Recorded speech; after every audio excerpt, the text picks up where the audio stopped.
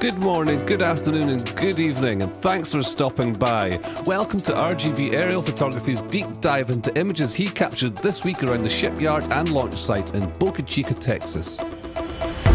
Our dedicated team will guide you through with the latest updates and theories at Starbase, Texas.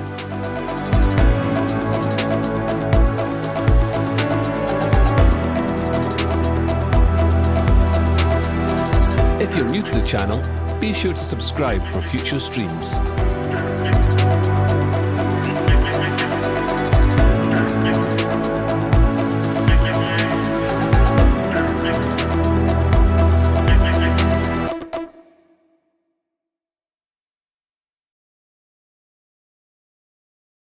Sorry.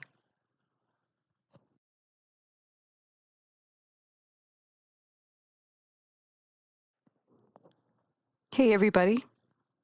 We're back. We're excited to be here. Mauricio, do you want to start us off? Yes, hello. Hello, Indian Star. It's Mauricio with RGV. Welcome back. This is episode 12 of Starbase Review, and I'll be passing it back to Indian Star. Hey, everybody. It's me, Indian Star. We're excited to be back. We skipped a week, but we've got so many cool pictures to show you. Not a lot's happened, but really cool photos that we have to show you that's going to show you what has happened. Hopefully that made sense. I'm going to throw it over to GPJ. It's all you, GPJ. Hey guys, it's Grandpa Joe. Glad to be back for another week. I was glad to have last week off to celebrate Mardi Gras in my hometown of Louisiana, but I am super excited to be back and dig into all these wonderful aerial and, if there are any, ground photos. And yeah, glad to be here. And let me hand it off to the other half of my power couple, Mr. Zach. Oh man, well, thanks for the introduction. Hey everybody, it's me, Zach, aka Golden Boy. Thank you guys for joining us today. I'm really excited. We had quite a bit of time in between the last flyover. This is kind of the second time roads happen, and the weather just doesn't really participate sometimes, especially this time of year. I actually took this one a little bit personally. I went down to Starbase last week, and I was planning to go on a flyover with Mauricio, and it started raining the day I got down there, and it stopped the day I left. So it just wasn't meant to be. Ouch. Yeah, I kind of had a feeling that was going to happen. It's SN11 season, so Yeah, it was actually kind of nice, because it's really cool, and there's just mist in the air pretty much. There's not as much work going on when it's in that case, but I think there were other factors into play as well. But all that being said, there was a ton of updates that did happen this week. And I don't know, I'm really excited just to go through these pictures because, got some really big developments going on at Starbase. I think one of the biggest ones you can almost see from this picture right here. And so this is our. We always like to start off with the wide view because this is the first thing that Mauricio sees when he approaches Starbase. So obviously you have the build site on the left over here, or sorry, the launch site on the left and the build site on the right. And, we typically like to start off over at the build site. So we're going to cover the Sanchez area. There's a lot of new updates there. And one of the biggest ones that we're going to talk about today is actually, Mauricio, do you want to mention it? Kind of talk about this a little bit right here before we get too deep into it, just to give it an intro. Right, so they're breaking ground on a new building at Starbase, and that building will be replacing those 3 tents that you see there right next to that foundation there. So this building is going to be about 60 feet tall. It's going to be pretty huge, over 300,000 square feet. And do we have a name for it yet? I mean, the name that's I've been hearing is Starfactory. Starfactory. We're gonna have to wait for Elon to confirm that. Yeah, maybe next week he'll come on and give us an explanation of exactly what they're going to do with this building, and maybe he'll even tell us what their name is for it if they've chosen one yet. Maybe we can help him choose it. Oh yeah, that would be amazing, actually. My I got some understanding I is like that the Starfactory name though. I do like Star Factory. It's a little Ditto. cheesy though. A little 70s. Easy, My- dang. my understanding is that this is just a phase 1 of this project. So what's gonna happen is they're gonna start building that. Then once it's built, phase 1, they're gonna start transferring everything that's in that second tent there, or the one next to where the Nosecone. Is that the Nosecone tent? It is, right? So they're gonna transfer all that to the first one, then they're gonna continue on and so forth. Look at Mauricio dropping down the Nosecone tent. Well, I'm excited to see it. I think as much as I would want to just hop straight over to there, I think we'll start at the Sanchez site per usual. But before we do that, everybody make sure, if you haven't already, give the stream a like, send out a notification to anybody who maybe isn't here yet. And again, it's just really good to see you guys. I noticed that we had, I think it was like over 115 people in here waiting. I don't know if that was because we started a little bit later than we usually do, but yeah, it's really good to just see all you guys in here waiting to come hang out with us. So thank you guys for being here. We're excited to see you too. We missed you. Oh yeah, it's I know. it's been a weird week. We haven't even been talking to each other. It's very funny like that. Yeah, I've personally been really busy with work. I've had, this is probably the least I've been visible as far as like posting and, just doing general updates, even just talking to people. I don't know, lots of current events going on in the world that are very distracting and, worth everybody else's worth the attention. You know what I mean? So, and also I'm back in 100%. Colorado this week too. So I'm on my secondary studio setup, I guess you can call it. Your But, backup studio? Yeah, the backup studio. Yeah, gotta have one of those. I gotta get one. I know. I was hoping, I was potentially thinking not doing the stream this week, but there's just too much going on, and I have to. I love when these aerials come out. I was gonna say, and we have aerial photos from Wednesday. So it's great. And I guess we should just go ahead and get into it. Huh? We should start at the Let's do it. Yeah, Sanchez site. Excuse me. dive in. And I just want to say, I love reviewing the photos, but man, I just love hanging out with you guys too. It's always a blast. It's good to hang out with you too, my friend. These are nice to look forward to every Saturday at the same time, even though we got started a little late today, but that is fine. Yeah. So that white tank there on the screen, that one I heard it has rolled out since the flyover, so that one's gone too, right? Really? Somebody saw it head out on the camera. So I Yeah. heard. That's funny because I'm actually the operator for that camera, and I've been slacking apparently. Oh no. Dang, It I was did not. very recent. It was very recent that it rolled out. Yeah, I'm definitely Al- slacking. Oh no, it's still Allegedly. there. It's still there. I Okay. just checked really quick. Oh, thank Uh, goodness. I didn't think it left. As usual, ignore half the things Grandpa Joe says. Only half? I thought it was 3/4 and then we review the rest. I was being generous. By the way, Jim Cavett, thank you so much for your $5. He says, missed you all last week. Glad you're back. Glad to have you back too, Jim. Thanks. Yeah, so on that note, with this tank, they did take 2 of them away. We do have some pictures from Macy's. I don't have them ready currently, but I originally thought that they may be moving them there, which they didn't. So now I'm kind of starting to think that they took them down to Florida, but Ooh. we haven't seen them show up yet down there. I wouldn't be surprised if they also, I don't know, just realize that they need to do it differently. So it could be that they're redesigning that part of the facility where these are meant to be. There is also a big possibility that, I mean, it's so big, they're so big, and they really don't have that much space over here, as you can see. So I think they kind of just needed to get things out of the way, because you have a ton of stuff over in this area now. And speaking of that, I'm going to get to a different angle of that. Real quickly, that tank, it's the absorption tank. Normally it hangs vertically, right? And it has a catalyst that flows through it, and you pump natural gas through the cascading catalyst, and it purifies it from a mixture of methane and water vapor and other things into purified methane, or almost pure methane.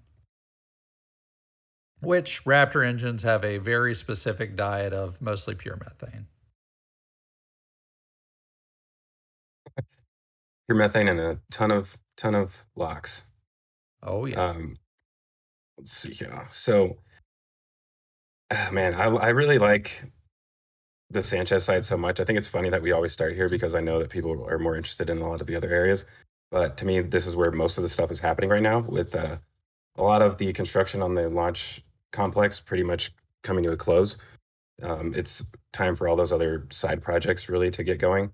And so there's a ton of stuff happening over here. So number one, I saw this square thing right here come in. It came in on a massive truck.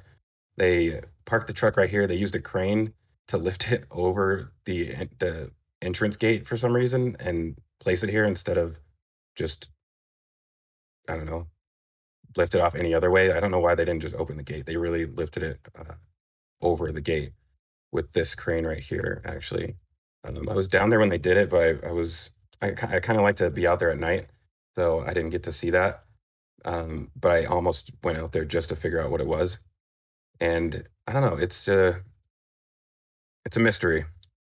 It almost looks like the upgrade, if you guys have remembered this thing down here. It looks like an upgraded version of this, and this has always been a mystery to us as well. What do you think it is? I don't know. Like, one thing that I've been looking for that I haven't seen yet is a turntable. Something that, but in the high bay, when they've been welding ship 24 together, Yes. you can tell that it's spinning around as they're welding it somehow. So I've been looking for a turntable type object, but this is not it. I don't know what it is. Something secret. Do you think that there's a turntable in Mid-Bay too, perchance? There could be. We don't really ever get like. Right. That's why I was curious people take what pictures you of it. thought. Nobody ever films it. You know what I mean? No, they don't. But a lot of stuff happens in Mid-Bay now. Yeah, it's definitely starting to pick up. We have some. There's a lot going on in Mid-Bay right now. I would skip straight to it, but We'll definitely cover it when we get there. for sure. So one of the other things I noticed in this, is that both of the booster transport stands are inside of, well, actually all three of them are in the Sanchez site right now. So one of them is sitting over in the bottom left corner of this image, which out of picture. Booster 5 is on top of it. This one at the top is for booster 4, and the one down here is what I believe is what they need before they can do a full stack on booster 7. They probably will just take this one over to the high bay pretty soon. I would be surprised if it's not there already, honestly. And you're pointing at the top stand, correct? Yes, the top Okay. one. Yeah, this is the completed one. They actually made an addition to it. Let's see if I can get a better angle on it. Yeah. So this is tough to see. That's the one from Booster 4, and you think they're going to use that one to build Booster 7, or do you think they're going to use the new one? Yeah. So they should use this one for Booster 7, or because if they're trying to stack it soon. So if they want to do it within the next few days, which it kind of seems like they do, I think they would use this one. And I initially thought that they were going to add QDs onto here, but it looks like they actually added these pistons on the side, which are also on the launch mount. And let's see, maybe I can just quickly show you guys what they look like on the launch mount. What are the pistons for? So that's a bit of a, we're still trying to figure that out. I mean, we have our ideas. Obviously everything is speculation, but I think we'll let that one play out a little bit more before a guess on it. But This is what it looks like on the launch mount. Mm-hmm. So you can see right here, there is a pin that is on the top of the launch mount, and it goes into a hole, or it's a, oh man, I may have to grab some images of that. Let's see if somebody can throw me some images of it, some ground images, and then I'll So are we thinking that might be some sort of alignment or stability pin? So after it's all into the lower, yeah. Well, I mean, sorry, I'm laughing. I'm laughing because I asked for a picture and Sam sent me my own picture, which is hilarious. So this right here. This is why I love Sam. This is what that looks like from the side. So I took this picture when I was down at Starbase recently. It's so kind of appeared out of nowhere. Yeah, and it was hard to see. I was using my iPhone when I took this. I used a lot of the pictures I took. I used an iPhone and a telescope or a spotting scope in order to get those images. So I was just having fun with that. I didn't really care about getting like high quality images because I'm really just. But you did good, kid, because we can see this. You did good. Yeah. So this same piece right here is also on the transport stand, and this is what it looks like. Oof, let me zoom out. But that's a great picture. That's an Aerocover, right? Sorry about on that. The right-hand side? Yeah, this is the HPU cover. It has a receiver on the side. So we've been speculating about this for a while. Right. On Discord. Long while. Kind of been trying to figure out what it was for a very long time. Thought that it may have some sort of sensor inside of it that when it passed by the chopsticks, it would tell them when to start closing, because that's the bottom of the booster. So it passes by the chopsticks, and then the chopstick like, okay, it's low enough. Now I start closing. Does it say okay? Well, I mean, it has a face. I just imagine it talking. You know what I mean? Okay. So this thing, we believe, slides into here, and you can kind of tell that, if the booster, if it was like up against the side of on the outside of the ring right here, once it reaches this point, it would fall into here and then click into the middle. So if you're using your mouse, we cannot see it. So. Oh. Well, that sucks. There it is. Now it's back. So it would fall into the middle, kind of as the arrow showing, and basically, I don't know. It's hard to really So explain this one because I don't see any structural elements in there. So it's not like you're going to put any of the weight of the booster on that, but I think it should allow them to do some alignment. So um, this is one of the big reasons, in my opinion, that they didn't lift the booster up with the chopsticks is because number one, they couldn't pull it off of the transport stand and keep it straight.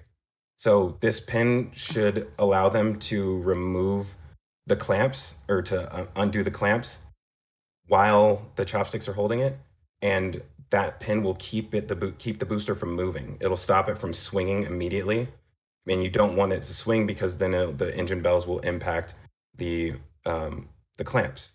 but So aren't the HPUs on the ship? this They is are. the booster. Both the ship and the booster have HPUs. Okay.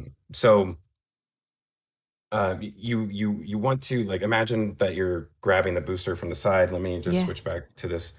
So you're holding the booster on the side right here. Mm-hmm. You are also holding it up top with the Mhm. chopsticks, and then you release the clamps, and this stops it from swinging back and forth. So that way, Or Right. tipping. yes, exactly. And that way you can then do the adjustment up top. Because I imagine that there's a load sensor up here that can that it feels that it's not perfectly level, perfectly vertical.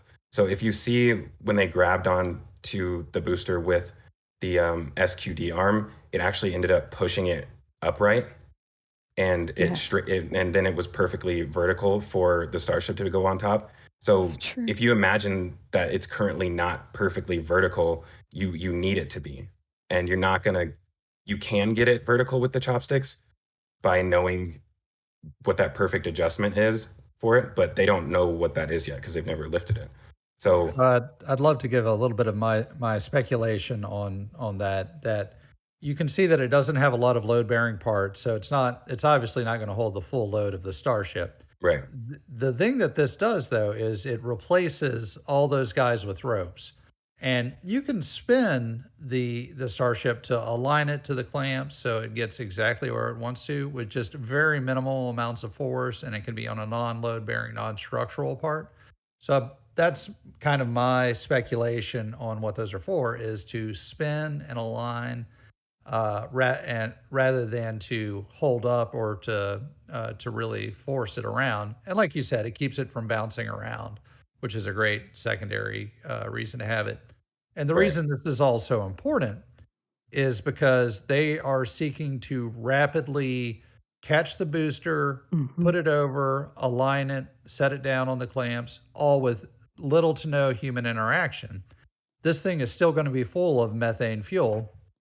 And as we know, we've seen it where they've landed and then they've had a structural problem and it's blown up. So you can't have it land and then immediately send a crew of guys out there to spin it by hand. Why This would it have methane in it? I'm sorry. As it lands, it has a small reserve Yeah, of very small one, though. 1 to 3 seconds, which is just enough to, blow it up pretty well. yeah. So you don't want any like Yeah. humans near it. Yeah. Mm. 1 to 3 seconds of methane for a booster is somewhere on the order of 60,000 pounds. Yeah. That's a So if lot. you imagine, Got it. 60,000 pounds of methane blowing up is substantial. But To add on to your, oh, go ahead. no, I was just going to say in theory, it would be a very small amount. It wouldn't even, I don't even, will it always be that amount or wouldn't it be a lot less? Because isn't the goal to not have any when you're coming Yes, down? and Elon has gone over reducing that amount further. Yeah. So 60,000 pounds is only 2.5 to 3 seconds of fuel. So yeah, you could in theory reduce that. However, you got to be real careful with your margins, because if you reduce that to say from 60,000 to 40,000 and it takes one additional second, you may have an issue where you just can't land because you have no fuel left. Well, So, that means you're landing for sure. oh yeah, you're landing. All right. So we actually have another good image of this, and a diagram thanks to Max Q that shows us how it actually moves.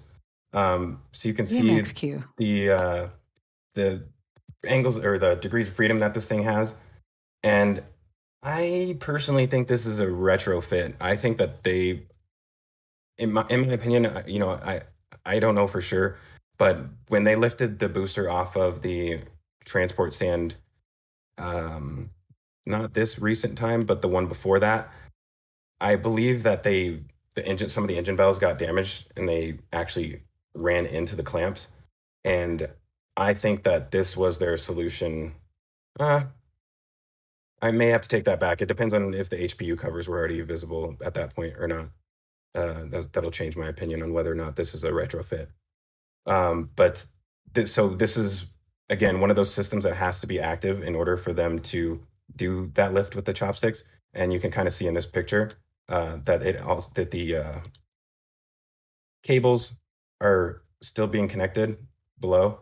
They got some more covering, I'm assuming, may potentially go over this. I don't know what that's going to look like, just to protect it a little bit more. There's also something that pretty large that's going to go in that gap below it. But yeah, It either way. looks like when they did OLIT and they had the hole for the pulleys. Yeah, Not that true. the pulleys would go here, but that's just what it Right. looks like. Sorry. So let's see. Let's go back over to Sanchez site. And with this, with those two additions onto the transport stand, I imagine it's almost complete. I am somewhat surprised that it doesn't have a booster quick disconnect on it, like the Starship transport stand does. But I think there could be several reasons for that. Number one, it would be extremely large, way bigger than the Starship one. It's not mission critical because they can still move the booster without that. And But number didn't we see the three, housing? I'm sorry. go ahead. We saw the housing. You showed us the housing 2 weeks back for the QD for the booster. The frames that I thought were for Yeah. that are Yeah. these. Yeah. That's what these are. Oh. Yeah. So the other thing is, it might be a little Thank tough you. to squeeze in the quick disconnect just with all those clamps in the way. But you know what? I think they could do it. Yeah. I'd also like to mention real quick that it's great that they're using all stainless steel. It's cheap. It's easy. You can modify it. If you come up with a little bolt-on solution, you can literally weld it on anywhere, just like they did right here. So it might be a lazy afterthought, thing, but here they are, just, tossing it on. I want to add some more speculation to this. I think one of the reasons why they haven't done it yet is because maybe they don't need to. And because I think that the Starship one may potentially, well, let me just show it really quick. So if you look at the transport stand on the Starship from this angle, you can kind of see the way that this is the pad that the Starship has been tested on lately. So the transport stand that the Starship is on, number one, it can be bolted to the ground now. It has a quick disconnect on it so that it can connect to the tank farm. And And they have been testing the heck out of that tank farm. you know what? I've heard a rumor, and I think it's true. I think that this is a prototype of the HLS launch pad. Oh. So it's a transport stand, it's a test stand, and it's an HLS launch pad. So this would be something that you would want on the moon, that you would take with you to the moon. Not sure how. Like, I think it would be really cool if it was an interstage, but I don't think they can do that because the RVACs would Impede. yeah, the RVACs would melt it, I think. But I don't know how else they would get it there without putting it inside the cargo bay. But couldn't it be the ring that goes around all of the vacs?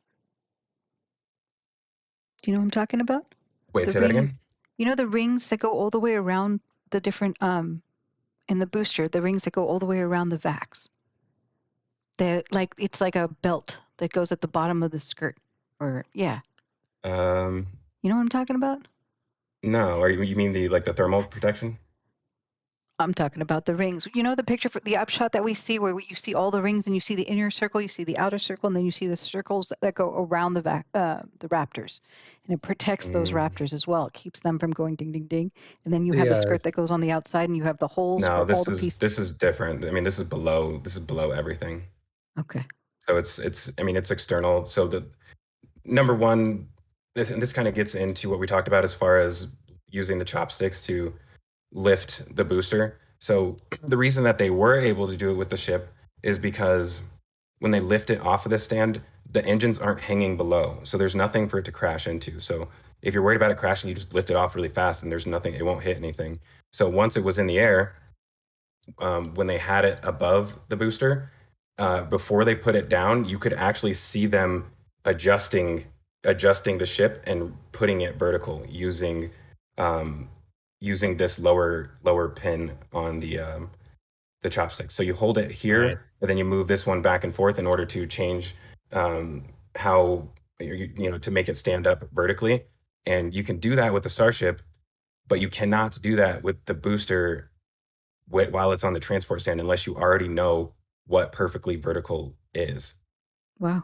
How would you know what that? So by doing it, you have to hold it up in the Okay. air and figure out what perfectly vertical is, and then that theoretically should give you you have machine learning that tells you, okay, this is dead center, but dead center Right. can change too. It can Right. change per vehicle. So Mhm. And by payload. and that's where that pin comes in handy to hold it in place. But just to wrap this one up, I'm starting to believe that this is true, that this is an HLS launch mount, and that's why we've been seeing so much testing on it, because they're literally just doing design. It's almost like the same way that they're testing this launch mount. Are you thinking that that would replace the legs and that it would be possibly just kind of integrated into Oh. the HLS Starship? That was smart, GPJ. I think that you would only need to carry it there like with one time and then leave it there. I don't know how to. I would imagine the best way to do it is not to have astronauts. I mean, because how would you get it there otherwise? You need to at least be able to land the Starship one time. So to me, using it as an interstage makes sense, because then you just leave it there and you just find a place to land and you just plop down with it. You know what I mean? Yeah, the first HLS to land will have to take off as well. It's part of the NASA contract with SpaceX. Yeah, so you might as well land it on the launch pad. Right. So you bring your launch pad with you, just like the Apollo missions did. You land on your launch pad, and then you leave that behind as you take off. Now, Sam says you. Sorry. Let's take a step back, because we have another guest with us today that I should introduce, because we are talking about tons of Starship related stuff. So I usually, sometimes you guys will hear me defer to the ring watchers for certain things when it's related to starships, because I am really, really focused on stage 0. So luckily we got one of the ring watchers with us today. So Sam, thank you for joining us. Yay! Sam, Thank you for having me. It is so kind of you to have me on, and Yeah, I I am can feel super your- excited. I know, I can feel you back there, like your feet are like swinging back and forth on your high stool, wanting to talk about HLS. So would you have any opinions on this? Or actually, let's finish your introduction. I'm sorry. I guess I'm. What's my introduction? I'm Sam. I'm Ring Watchers. I have been tracking Starship super heavy parts for about a year now, with a whole load of excellent people in the community, and I'm super excited.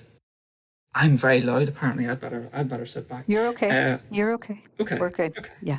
Please carry on. But been tracking rings and domes, and honestly, when things leave the build site, I'm sort of like a proud mother waving goodbye. So, opinions on HLS, I have, other than it's a great thing. I can't comment.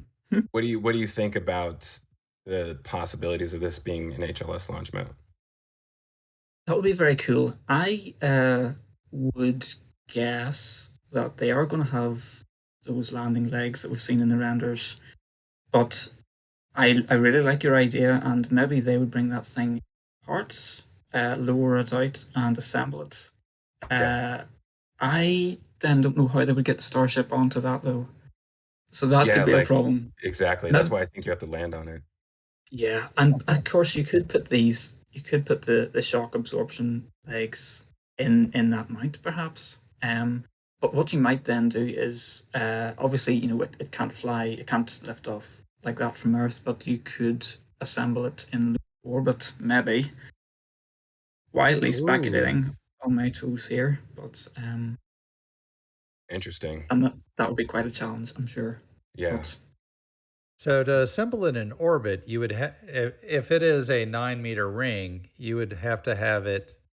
Ooh, no, you couldn't launch it on a Falcon Heavy, and since it's 9 meters, I don't think you could even launch it on a Starship. It might have to be built into the inner stage.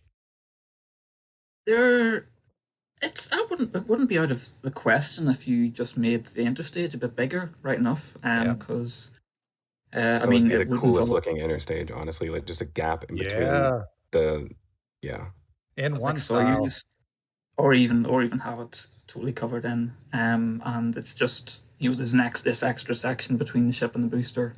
And it involves moving the QD arm on the tower up, or certainly, sorry, not the arm itself, the claw, but the connection, elevating that up. But it's currently sitting on wood, so we know they can do that. Yeah. And by the way, this is all vast speculation, and here we like we like to keep a clear line between us taking really great guesses and us stating facts that we are more sure of. And gents, sure. do you want to know some real good facts? I can tell you a couple. Yeah. First one is we got a $25 donation from Rocket Prophet. He says, can't get enough of these reviews. Awesome job, folks. Thanks, Rocket Prophet. And then we also want to welcome the Shard Baby to the RGV Early Access Club. Welcome, Shard Baby. And then there's a question, but it's about the bays. Do you want them now or later? Later, right? We can. Sorry, real quick. I think you forgot to mention. I think it was Jim Cavett. He also donated earlier. I'm not sure I got it. Yeah, we thank Jim. Always do. He's such a great guy. I'm on the money, my friend. Just making sure. I appreciate it, though. Thank you. Always keep an eye on me. You never know. I'm a wild one. I think that we can try and do things differently and skip around a little bit. Yeah, I'm all for that. If he wants to, if the question's related to the build site, I'm set up differently this week, so I can jump around a little bit more. Okay. Thanks to some great people in my Discord server who donated really, really awesome piece of equipment for my birthday. We didn't donate it. It's your birthday. Yeah, it was a birthday gift. Sorry, birthday. GP's birthday was a couple of weeks ago. Yeah, it was last week on Monday. Monday. Been able to step up our production capabilities a little bit more, and GP's been flexing his production muscles. We're trying to get better every week, so we got lots of updates for you guys as far as like how we're going to be improving things. And with that being said, what's the question related to the build site? Crut asks, do you think they're going to expand the other bays? The Cape Canaveral base? Which he just base? Asks about the bays. I assume he's asking about these bays. I think he's talking about the high bay or the mid bay or etc. Because I think he asked that question while we're talking about the. Correct. Mauricio knows. Guys, I changed my mind. We're going back to Sanchez because that is a rabbit hole that we're gonna get into. We will get into it, but where's Thomas when you need him? That's a big one. That's a really big one. It's coming up. Don't worry. We're gonna answer that question. So before we do that, one thing I want to point out over here is that. Oh, sorry. Real quickly, they're almost done with adding the rest of the clamps into the third booster transport stand, but it's still got some time left.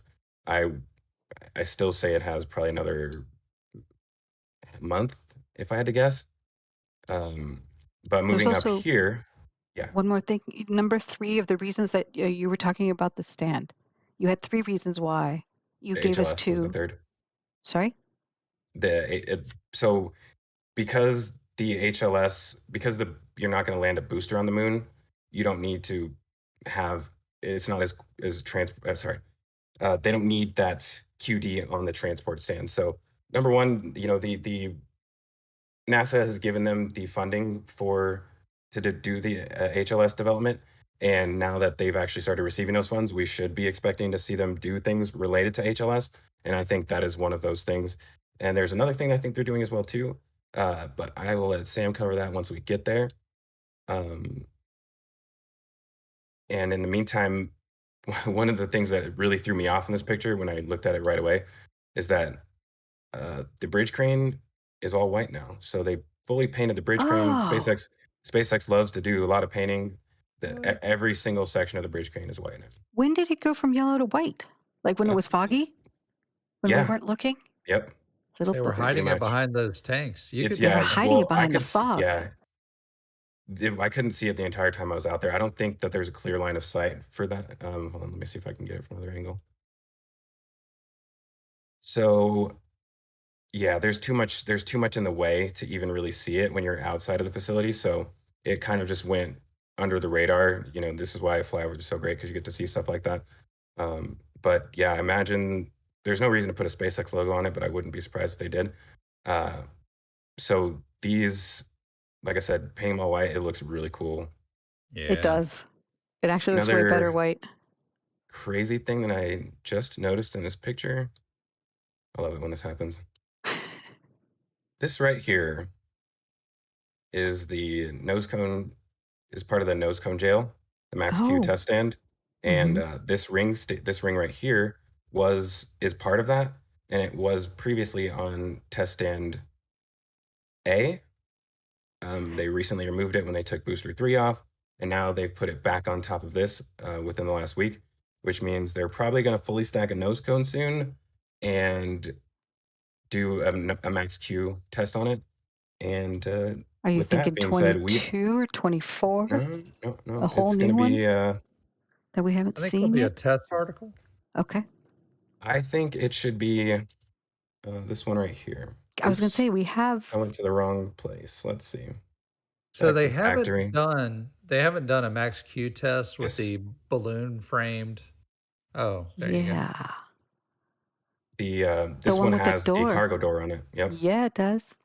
So I think that they are most likely this deserves a Max Q test more than anything. Absolutely. Without What- question. What do you call the new stretch formed nose cone panels that they're also Banana integrating peel? it? Yeah. Yeah, the banana peel. But yeah, they're integrating that into the domes as well, which I'd love to cover later. But they have not Max Q tested a nose cone with the stretch form steel construction, so I think that's worthy of a test as well. Yeah. So, And well, this topic is a super rabbit hole too, because I know Sam is wanting to talk about that one, that barrel section. But we'll skip that for now because it's a big one. We got some great images of that. I feel like right now we're just laying out the table of contents. We're going to get into the chapters here soon. Indy, you were going to ask a question? Yeah, but I'm afraid now you want to wait. So if I ask the question, it'll go. We'll get there. Okay. I feel like I know where you're going. Okay. So there's just a few more things left in the Sanchez site to cover. Number one, they're starting to lay out a square pad here right now. It's really confusing because, I initially thought that this would be the start of the methane purification plant, but putting the wells, so you can finally see them very clearly, the Injection well. Injection well and the gas well is over nice. here. And I don't know why they would be a part of a methane purification plant, because you're not going to get methane out of this. So what is an injection well? So an injection well is where, so in oil and gas operations, you have 3 different steps to completing a well. So once you actually, you're pumping a ton of water and sand into a well in order to prop open the fractures in the ground. And after you complete the well, you have to then pull all of that water back out because you want to start receiving gas. So you open the well, and for X amount of time, you're going to be pulling out really, really, really dirty water, and you need to do something with it. And a lot of times it's radioactive. So especially in the northeast parts of the United States, like Pennsylvania area, So what do you do with it? brine and groundwater tends to be more radioactive. It's like I think it's cesium. I think it's. But what do you do with it then? How do you pump it down into an injection well? Oh, that's how you get rid of it? You put it into the ground? Yeah, so you put it into a well you dig below the water table, you go a few miles down, so that there's several layers of but isn't that just formation in between contaminating it. the earth? No, Okay. not So necessarily. I mean, think it's what Zach's getting at is that in one well, they're taking the contaminated water out, and then in the other well, they're putting it back deeper. So it's, in very some, rarely will this happen in the same location. You don't do them at the same time usually, or at least in the same formation, because they could start to communicate, which means you're pumping down one and then it comes back up the other. You don't want that to happen. Wouldn't that be So bad? it's very rare that you would see that. It's there's definitely going to be a facility here though, that's for sure. I mean, I'm seeing the signs of the electrical conduits that are going to start being laid in here. The fact that these are in the middle of it is really throwing me off. I don't get it, because I don't think that unless you're the only thing that would make sense is if both of these were injection wells, that this would be where they're planning to purify water, because with the water purification process, you're going to be producing a lot of extremely heavy brine, and you want to dispose of that through an injection well. So having the well as part of the facility makes sense, but this one, the gas well being included in that, doesn't, unless you're somehow turning the gas well into a disposal well. But I personally have never seen that happen. I don't know if it is or isn't a thing. so I, my bet's on this being a methane purification. But if we were to assume it's possible that they were doing a water purification plant, the two main avenues for water purification, there's electrolysis and then there's membrane separation. So electrolysis, you just kind of evaporate out the water and split it. I'm sorry, electrolysis is when you split it to hydrogen and oxygen. You could evaporate it, or you could use a membrane to kind of reverse osmosis and keep the brine on one side, making it heavier, and then Yeah. re-inject it. And that's what nuclear subs do. That's what cargo ships do. That's what cruise ships do. So which do you think they would be doing here if it was water purification? Osmosis or maybe evaporation? this will this will affect your opinion. Oh, let me see if I can find this image really quick. This right here. So I noticed this yesterday. This is obviously the generators that power Yep, a the lot of the stuff power. around the site. Yeah. But we remembered when they moved SN2 over here. Been trying to figure out what it was moved here for a while, and I think I finally figured it out. So to me, this looks like a water well, and I think this is a multi-staged filtration Oh, wow. system Oh, that ends in this water yes. tank. And that's where the pure water will be, or the separated water, I should Air say. quote pure Yeah, water. Yeah. right, right. I mean, with this multi-stage process, it may actually be extremely clean. We'll just label it potable water. I won't call it drinking water.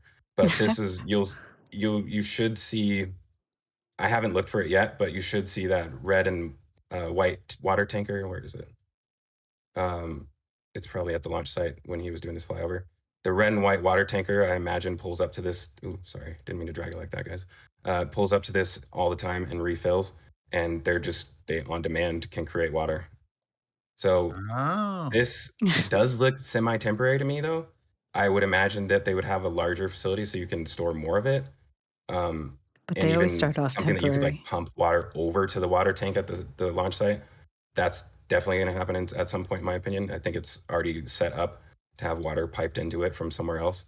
You've seen those pipes, haven't you? I think you showed me. Yeah, I have. Well, there's none in the ground for it, but No, they're above ground. yeah, we can get to that when we get Yeah, to the when we launch get. site. I think we'll Sorry. be bouncing around pretty much everywhere. My So bad. yeah, but It's so this is really exciting. cool that they have this here. And to get back to what we were saying, Grandpa Joe, I think that sorry, I'm trying to get back to that image we were on.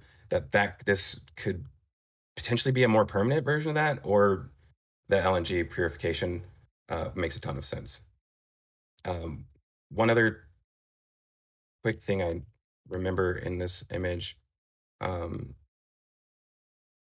We'll say one way There, or the other, they have to have an LNG to methane purification at some point out there. Otherwise, they're stuck buying a ton of methane for every launch, and that is a lot more cost versus a plant is relatively cheap whenever you're consuming as much as they are. yeah. these right here are steel embeds. So these basically allow them, or this is what you put Is inside that of not your conduit? Or no, this is conduit. These right here are embeds. That's what they call them, steel embeds. So you can kind of see them right here. They look like those Fagioli works stands. But what they do is, this is the bottom side of it, and this is the top.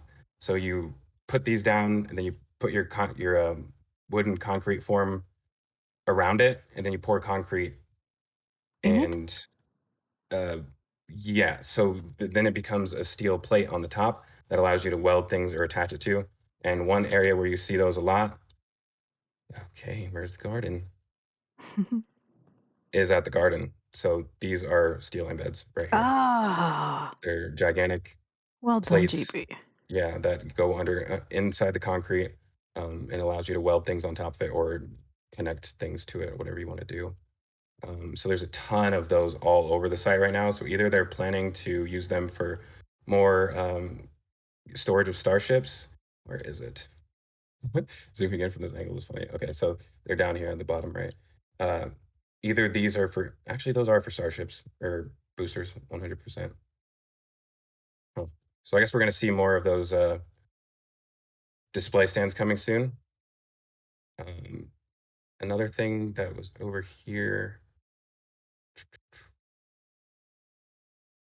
I'm slightly lost on where I left it, but it'll come back to me later.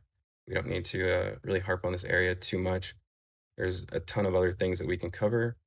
So with that being said, let's go over to Before you want to go, there Starfactory, is a question about the desalination plant. You want to hit that before you go on? let's go.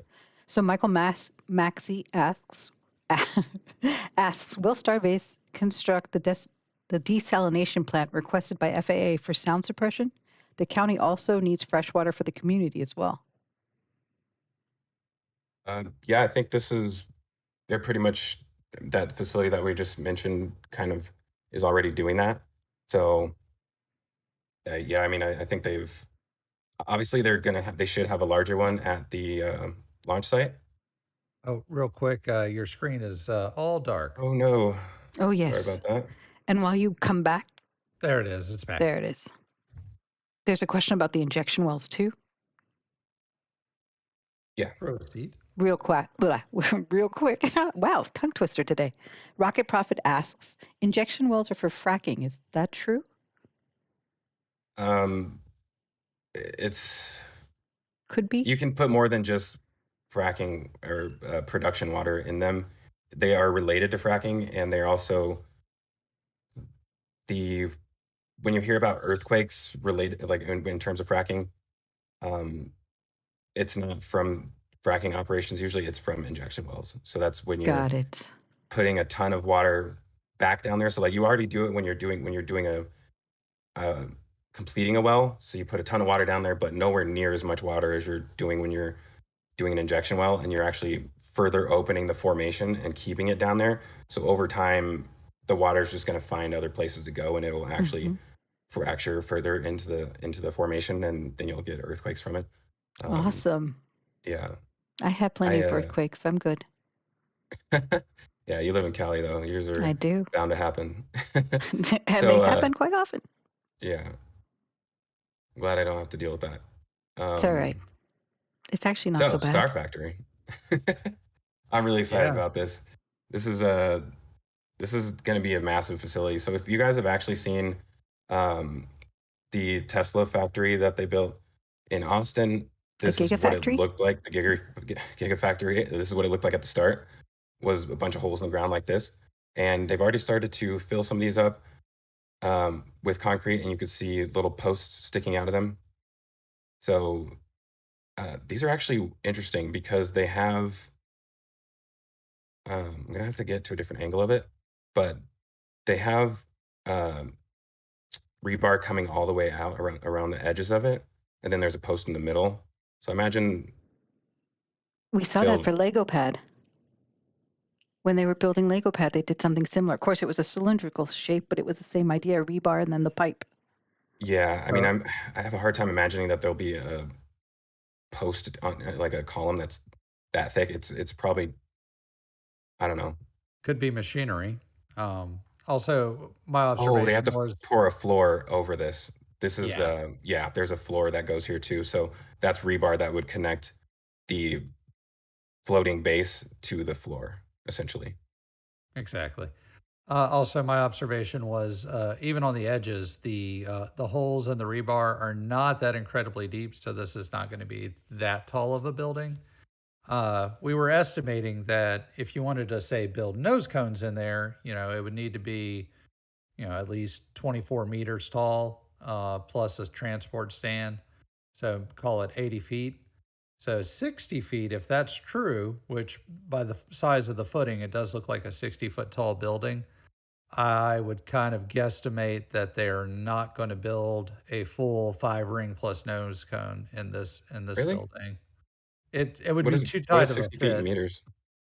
That'd be 20 meters, and you need It's at not least, exactly 20 meters. not exactly, but it's About about that, 3 yeah. feet. Yeah.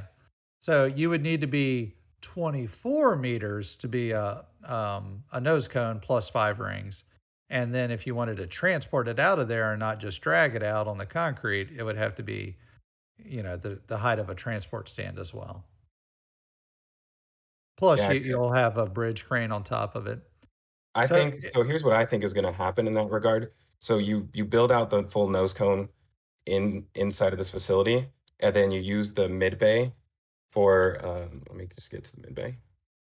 You use the mid bay for stacking nose cones. You use the high bay for doing full integration of the nose cone and Starship, and then you do everything related to boosters in here. You don't do any more boosters in there. Period. wait, I just realized the answer. It's 60 feet on the sides. It goes up in the middle. It'll be 80 feet in the middle, and there you go. You're good. Yeah, that would help that problem if you do it like this. But I don't know. I don't think it'll slope like that because I think it's going to look similar to the Tesla factory as far as it would be smaller, obviously, but I think it'll look very similar to it. Wouldn't Widebay do better as the stacking one? No, this is for boosters. Okay. Yeah, this is for you. They've already started using this for starships. They're But you said for stacking them. I would think Widebay would be better for stacking Starship and Booster. so okay. So the order of operations is you bring in the nose cone barrel, you bring in the actual nose cone, you stack it on top of there.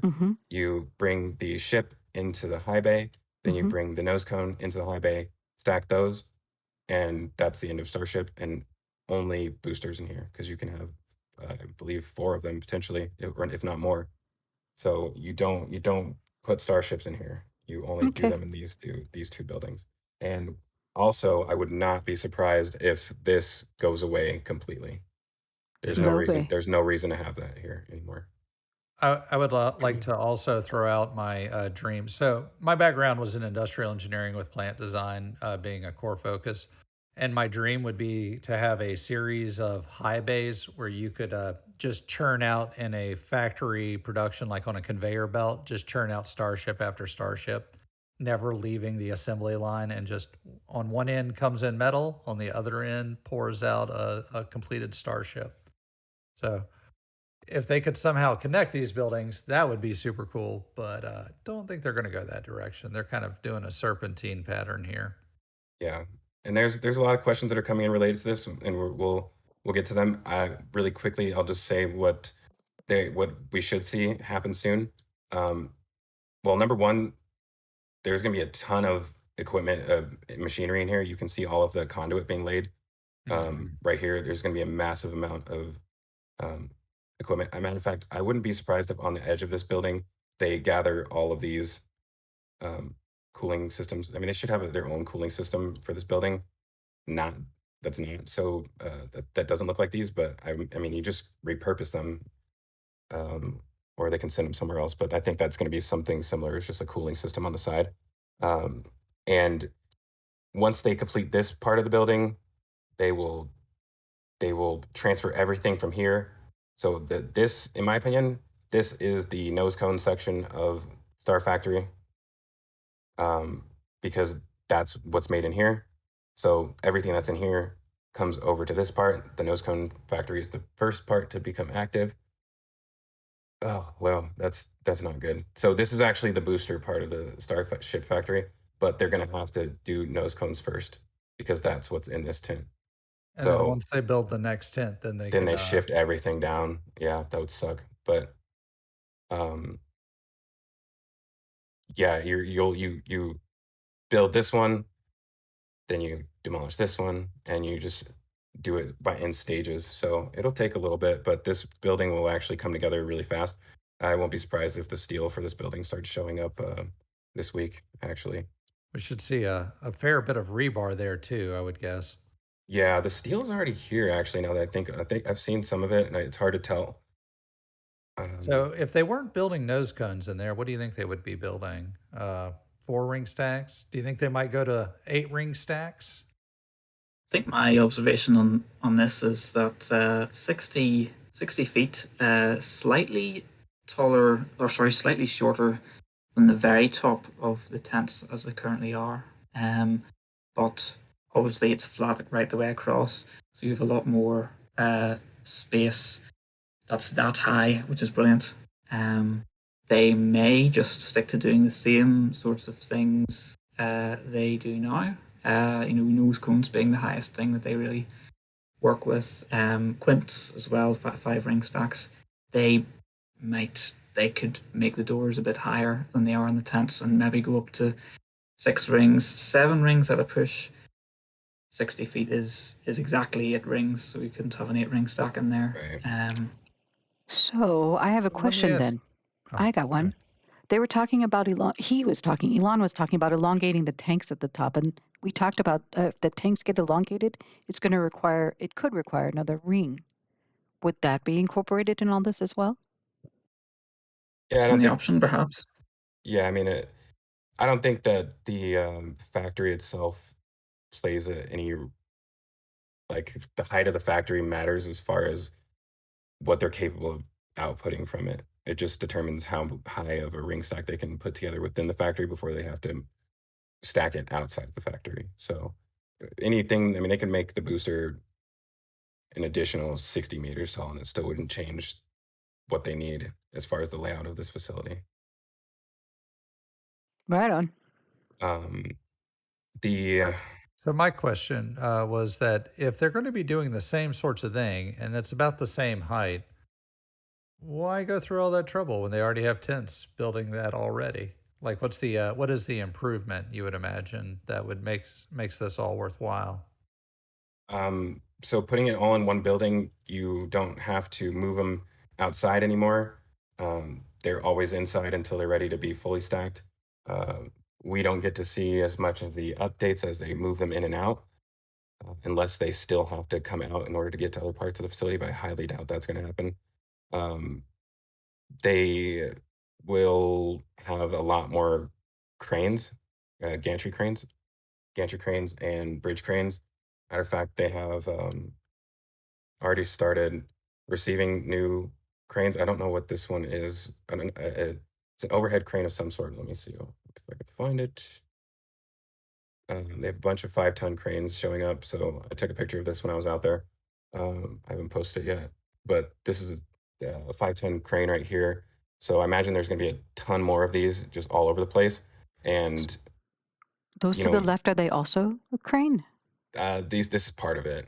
Okay. It's not. I thought it was an additional piece, but I go back and look at my picture, and it's actually these are the vertical part. And to the left, it's a gantry crane, I believe. What is the weight that a 5-ton? I mean, a 5-ton crane can lift 5 tons, obviously, but what is that in terms of rings? Is that a 4-ring stack or? It's a good question. Yeah, that is a good question. We can work it out because if steel is it 8. Have no fear, Sam's here. 8 grams per cubic centimeter. That's math. It's your favorite. No, do it. You should definitely do it. 100% you should do millimeters times 6 meters. While they're figuring it out, if you guys are liking what you hear, be sure to like the stream. If you want to see more, you want to be notified of our next episode, be sure to subscribe and to like. And if you want to support RGV a little bit more, get Mauricio out there a little more often, potentially, get us some more pictures, feel free to donate through PayPal or become or join with a membership through YouTube or Patreon. I do it. It helps. So we have 469 people in here and 271 likes. Makes no sense, guys. Hit it. You know what to do. Sense. Thank you guys for being here as always. There's a lot more to come. This is one of my favorite streams that we've done so far because there's just so much happening here right now. Because we haven't had aerial photos in 2 weeks. We haven't had them in a while, and I just noticed something really cool that I want to switch gears and talk about some Starship stuff. I want to see the best way to get to it. Wait, are you saying we should take 2 weeks off every week? Nope. Oh, definitely not. Definitely not. Just kidding. This is worth cycling through all these pictures, I promise. So from this angle, it's a bit tough to see, but in the mid-bay, you have the Booster 7 methane tank. In the high bay, you have the Booster 7 LOX tank. We just saw I believe the bottom half, the aft section came out of the ring tent today, and is maybe I think it's in front of the high bay right now. Yeah, And the other aft section. Cool thing about what is out here, we got grid fins waiting to be installed. And they're the new ones, right? The silver ones? If they don't come in. Now the aft section is the bottom, not where the grid fins go, though. So that's where the the engines go. Yeah. So these will probably, I imagine they would have already put them on if it wasn't for the fact that this is in the mid bay. They need it to get it back in the high bay, but they can't do that because they're working on starships right now. And there's a crane in the way. There was a crane in the way, but Bucky's that up. did not stop them from doing this. These are the new Aerocovers for the COPVs. Ooh. For the COPVs. Oh, wow. So, Sam, do you want to explain why these are please. look like this? We're going to get a better image of them. Sure, so these have a curious name, which Kevin Randolph from Y spotted, which is nominal segments, which is the most generic name for anything I've ever heard. That theory lines up quite rightly with what we're seeing, which is that instead of the COPVs being arranged in 4 places around the booster as they are in Booster 4, on Booster 7 on Booster 7 we're seeing them lined up on each side of the booster. And these would fit very nicely over those COPVs as Aerocovers.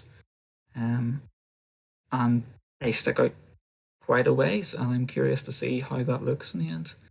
Whether that actually has any aerodynamic I just use. realized something, Sam, that you might find really cool while I get it in here. So I realized that I actually took a picture of these up close when I was down there. I didn't know what it was at the time, but now I do, thanks to you. Let's see, bring it up for you guys right here. While you're bringing that up, since we have Mr. Ring Watchers himself right here, real quick basic question. Oh, never mind. There you go. I'm pretty quick with it. These are what they look like up close. So I actually was at the outside the airport. I landed, got in the rental car, started driving away, and I looked over my shoulder and I saw 2 of the shoulder blades for Starship. I was like, what? I mean, I saw this from the side. I think I saw these first because they were so tall. And I was like, oh, wow. I'm just imagining starships everywhere. And then I circled around the lot, and I ended up seeing the shoulder blades for the Starship. And I was like, oh, that's definitely a Starship yard. So I walked up and I got a little bit closer to it. I didn't know what these were, but yeah, I guess these are what the COPV what covers does the look label like. say? It says nominal. Does it really say nominal segment? Nominal segment, yeah. That really? particular label says something else, and then maybe it's, it actually says nominal segment, so it's not your Kevin fellow. He actually and read the other label there. Yeah, I talked to Kevin last week or when I was out there. So, a lot of people were asking where the yard was, so I told him to come down here and take a look at it. It's Oh, really cool to check out all this stuff down here for sure. And You I don't know must if have these done ones are quite a still there or if they're now at. those ones in front of the bay. Yeah, they probably are now right here. Hey. So that's gonna be really cool. And the reason that they're doing that is because these COPVs will no longer be side by side. Oh, They'll be stacked on top of each other. so they'll be Oh. linear, horizontal. Sorry, Yeah, vertical. Yeah, so they'll go up. Yeah, that's gonna look weird. Yeah, but it'll look people like the take raceway and photographs. everything else. I don't know. People take photographs over the top of the tents at the minute. You can actually see how far up that LOX tank the COPVs are. So Sam, real quick, just to catch up, in the high bay, you have the section of Booster 7 there. Is there something off to the right? Is there a ship in there now? Yeah. There is not a ship, but there's a booster forward section, the Oh. forward dome section, which should be for booster 8. Okay. That's what's at the minute. I mean, I can sort of give if we sort of want to. Yeah. Yeah. It's I would. there. Yeah, actually, Oh, I'd can love you it if see you that? give Oh, us wow. if you give us a quick guided tour and let Zach drive. Oh, there's Yeah, a good one. absolutely. Yes, Jax has put a photo in there if we want to look at that. But Yeah, I will pop that right up. So this is what the it's a bit difficult, and I'm not sure.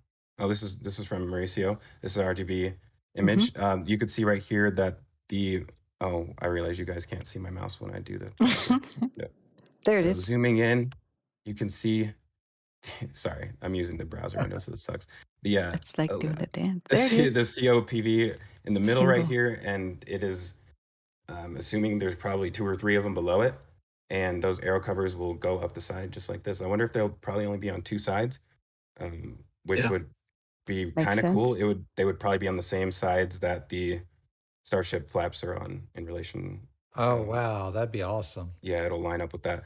It would be kind of cool if it went all the way to the top, but that just seems unnecessary. I'd The like to point Starship. out that now that Mouser is here watching, of course, Sentinel Cam is showing something amazing every time. Hey, Um, we do want to do a quick shout out. A couple people have made some donations. WL Animal, who's actually our first RGV Patreon to be able to be in the room with us as we're broadcasting, he donates $5 and says, "Glad you guys are back. Not sure I agree about only boosters in Widebay. They'll need to produce many more ships than boosters once in production." And then True, Jim true. Cavett, sorry. No, I was Jim saying WL is right. And Jim Cavett, go ahead. No, I was going to say WL Animal's pretty right a lot. Good job, dude. Jim Cavett donates $5 and says, "Still awake," and winks at you, GB. And then How do you know Rocket what that Profit, because you're the one. You're the one. Wait, so what were they showing on? Oh, sorry, go ahead. No, Keep you're going. good. I just real fast. Rocket Profit actually has thrown down hit the gauntlet again, and he's actually saying he's donated $25, and he says for every 100 likes he'll donate another $25. So who's up for Rocket Profit losing some money? Well, we're up to 357 now, so getting up there. Thank you guys for getting off the chair and picking up the remote and hitting the like button. Thank you. Oh, I had heard that they were hooking up a booster segment to the crane over on Sentinel. But anyway, let's focus on the wonderful flyover pictures. Yeah, sorry about that. I got distracted even looking at it myself just to check on it. One of these days I haven't talked to Lab about it, but it would be nice if just to be able to quickly show Or stuff that's happening Mauricio. live. Yeah, both of them. We'll work on that. It would be cool to be able to just pop that stuff up really quickly. I just noticed some really cool things down here in this image. Tell us. I don't know if this is big enough, but this could be where the elevator is going to be. So I we're don't still think we're looking. seeing. Yeah, we're looking at Oh. booster still with the COPVs. What? That's weird. Check OBS. Oh yeah, It's that's not because me. we're bringing up that. Sorry about that, guys. There we go. So There we go. next, we're in front of the Widebay now. Um, this little concrete pad right here, I don't know if this is big enough for an elevator, but it kind of looks like that's the start of the pad for it. You can see these 3 sets of stairs that are waiting to be lifted in. I thought they lifted them in the other day, but I guess they just placed them out of the way or closer to the building. 2 sets, right? 3. Oh, 1, 2, 3. And then they needed this crane to be completed before they could lift those in there. Well, I mean, they did it before without needing all of this extra stuff. I Widebay don't know was if maybe they lower had at an the issue. time. Yeah, and I don't get why they waited until for it to get this big before they started trying to drop those in there. I would have done it as they were building it, but I think they just wanted to quickly get up I here as thought fast as possible. we saw them drop in a couple of levels before they Yeah, put it. the stairs are up to this first level right here. That's it? Oh. Yep. They've put 2 of them in there so far. So I I may have think actually be able to see them from a different view. we learned from the construction of the high bay that wind is definitely a bigger factor during parts of the year. So I think they wanted to get Widebay fully constructed to its maximum height before As quickly the as wind- possible. Yeah. Yeah. Because once that wind starts kicking in the spring, you lose so many days of construction, and that's why high bay took way longer to construct than they were planning, and why wide bay was they had more experience and maybe even a better contractor. But yeah, they did wide bay in a much more timely fashion. Yeah. And they won't have to poke a hole in the ceiling to put in the bridge cranes. Yeah, they're almost ready to do it soon. They got to put up these roof sections right here. So they've started building out the roof trusses on the ground. They are should be lifting those within a few days, I imagine. They only needed to finish up this panel right here, pretty much, is what they were, in my opinion, finishing before they start lifting those roof trusses up into here. And you can Can I see ask where a dumb question? Yeah. Well, an indie question. Would they ever put windows? If there's a roof, if there's a bar on top, maybe. Okay. But yeah, I mean, there's no. Unless there's a Seems bar like on top, I don't think there's going to be any windows. It's going Seems to be like the a same as the other spectacular ones. view to cover up.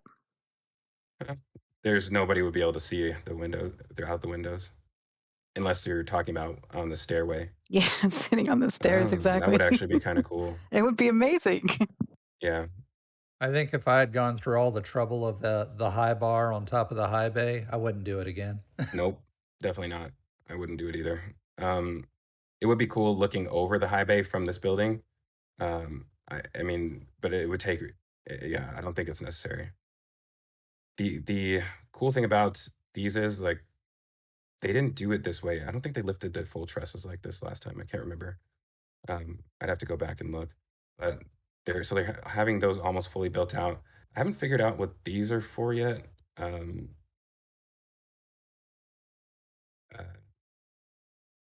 kind of lost on those. They seem like, yeah, I don't know. I'm not even gonna guess. I can't figure it out. It might be part of that roof truss system, but yeah, there's a ton of steel out here on the ground, just waiting to get lifted into place. There's a few more other things down here. Yeah, like I said, it's been really busy down here this week, so tons to see. You got all these starships or booster sections down here. Yep, booster we've 8. got quite a Let's lot. get a better image of that. Oh, see, so much to talk about. I'm gonna go back to that. Be really quick. I feel like anytime we're looking at rings, we should let Sam chime in. We are. I'm gonna get back to. I want to give him a better view. I trust you.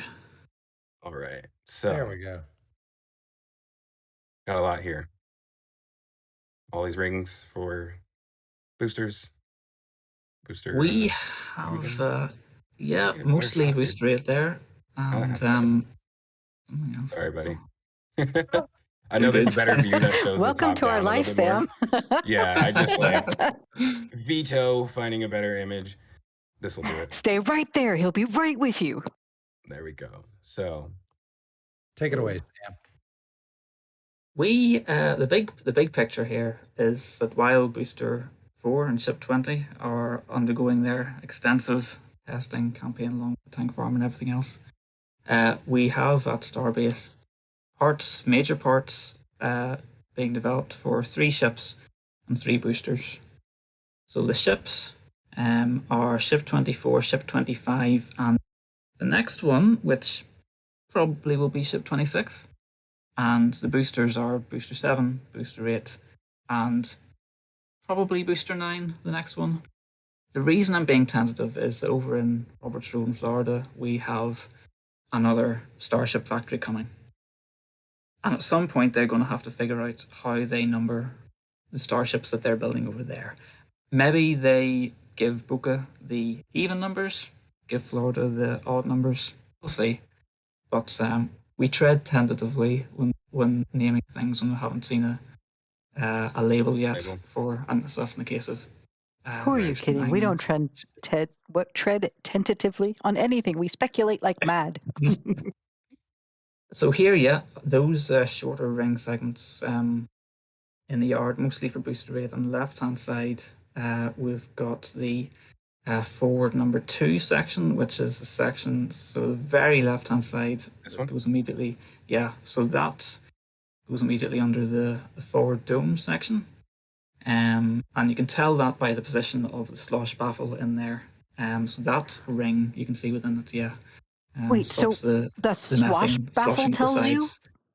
How does the swash baffle tell you that? Yep, because so if you look at their boosters. placement, they're all differently placed. Some of them are in the middle, others are up top. Look at another one on the bottom. Some of them are a third of the way down. It's kind of standard like tank construction as far as the spacing goes between them. I would say like they start to increase when you get closer to the bottom. So they start to increase as you get closer to the bottom. Means the swash baffles get closer together. What does the statement you just made mean? They're fairly evenly spaced in certainly the LOX tank, which is what the 3 4-ring sections that Zach's been pointing to here, with the very dense stringers inside. Now, stringers are the reinforcements going the length of the booster, so up the ways in this image. And so in the front there is the, I look at my map here, it's the number 4 section. Behind that is the number 2 section. And behind to the left is the number 3 section. And these are all for LOX, right? Because LOX is heavier. Those are all for LOX. That's in the bottom tank, right, which is experiencing more pressure and needs from what's stacked on top, and needs more reinforcement. And then the 5-ring stack with nothing in it, so right here, that's the 5th 5-ring stack we've seen made recently. They used to make these quite a lot when the well, maybe not that much. The ship Nosecone the barrel for that used to be 5 rings. It then switched to 4 rings. It's now switched back to 5 rings with ship 24. And so we've seen ship 24's nose barrel under development in Tent 3, and this one should be for ship 25, but we have to be tentative again because we've seen a couple of those go to the scrapyard. What they do is they take a quad into the high bay, stack a single ring on top, and make that 5-ring stack that way, using, I think there's a robot welder in the high bay. And for some reason, they seem to be having trouble with that. Yeah, I noticed, I watched them do it while I was there. I may have a better image of this. I actually have one that I took, I can probably pull up. I just want to show this really quick before no, you can't see them. The stairs, you can't see them.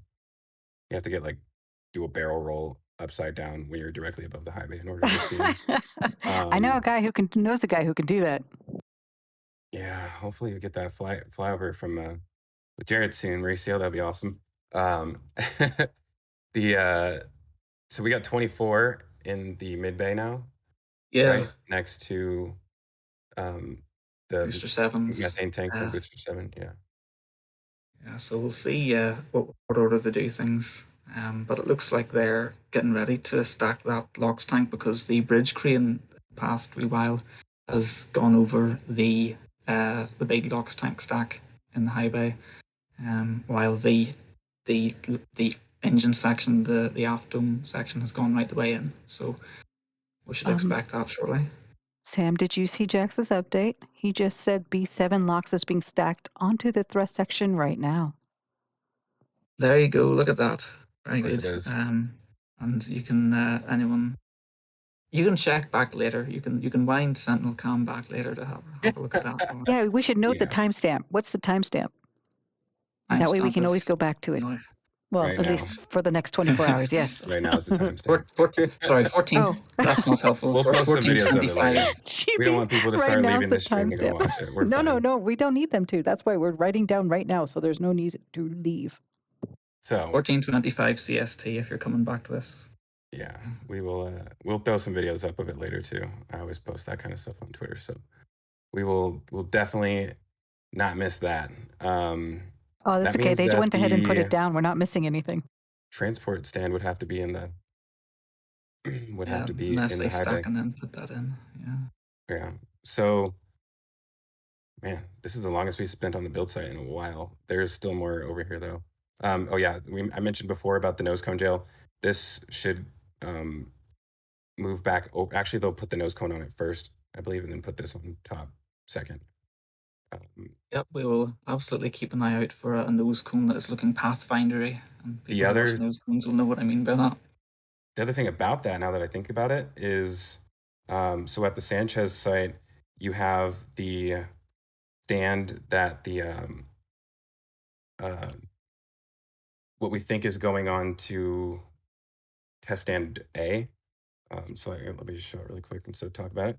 So this stand right here that goes on top, that we think is going on top of test stand A, this frame right here is part of the Nosecone test structure. So I would not be surprised if this moves to the launch site soon so that they can get access to this so that they can reinstall all of the Nosecone jail structure on top of it.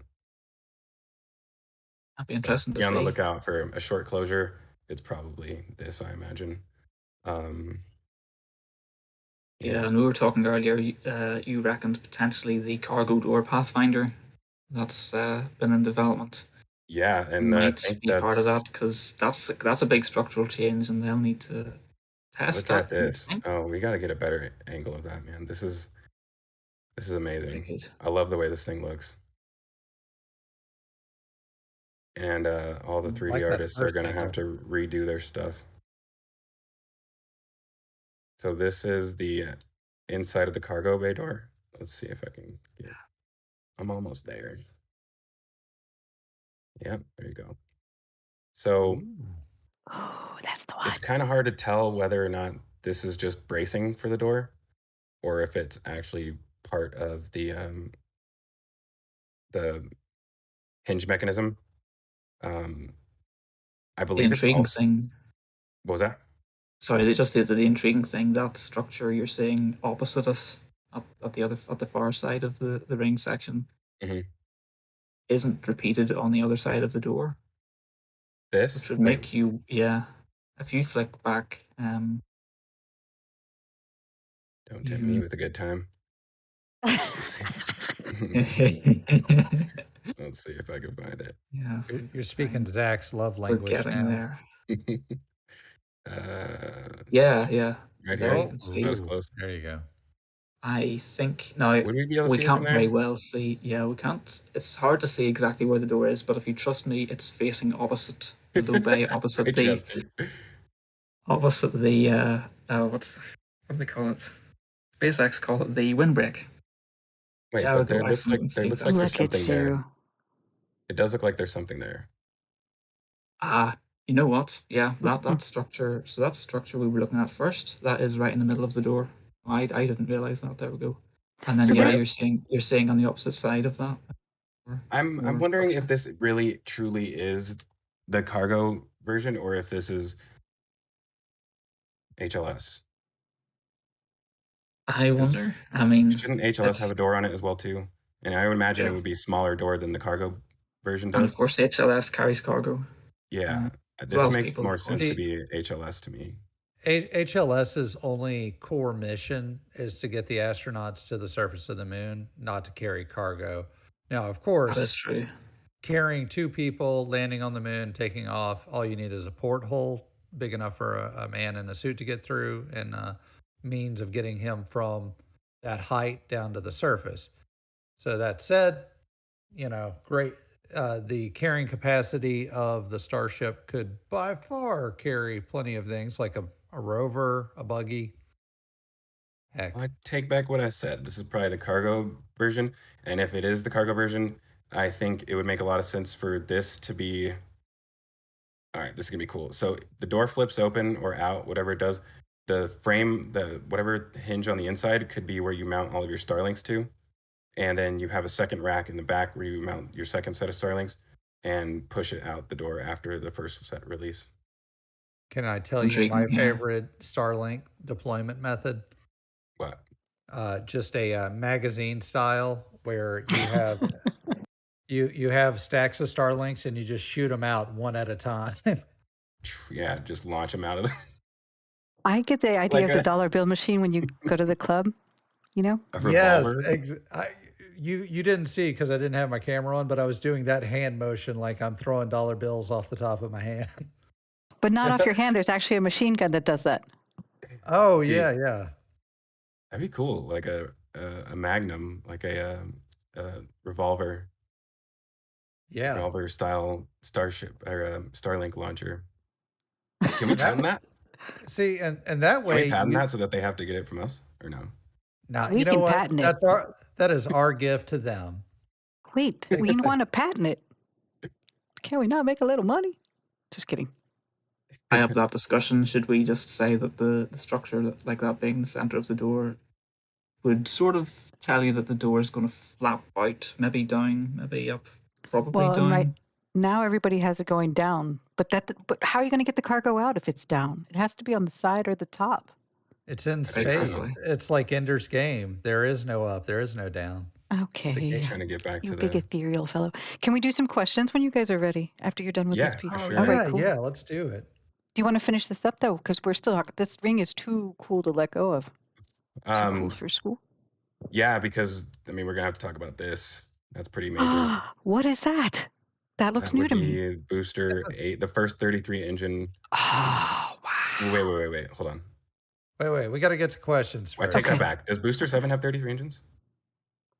Does It does, according to Sam. Has 33. Okay, sorry, not the And first. GPJ. And I'll just This is the bandwagon first and say Raptor yes. 2 one, or no? no, second. This should be B. This should be booster 8. See, this is why we brought Yeah, you, man. So 7 I'm not had- sitting out here just saying things that don't make sense. There's literally nothing special about this one. Just Are you another kidding one. me? I can't believe you just said Special to that. me. Special to me as well. I'm with you, Sam.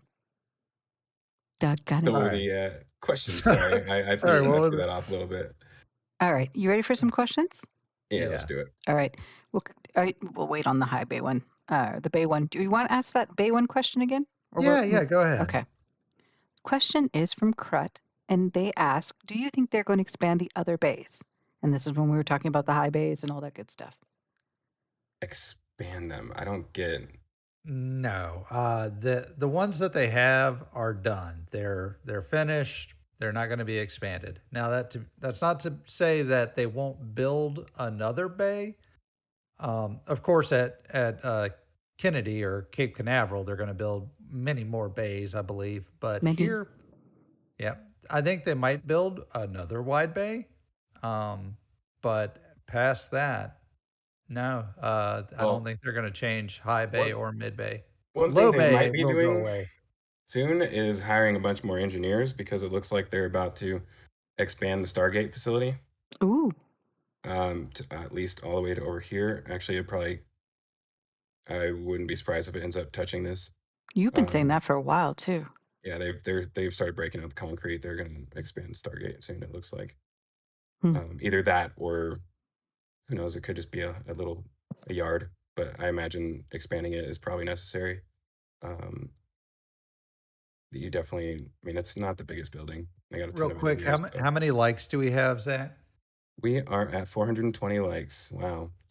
Rocket is Prophet, crazy. you owe us another $25. Just kidding. Tell you, we Right. passed that. He No, he threw already down the gave- gauntlet again. You already did. gave us the We 25. missed it. Oh, no, we did? Oh, Rocket Yeah, we Prophet, did. I'm sorry. I owe you $25 now.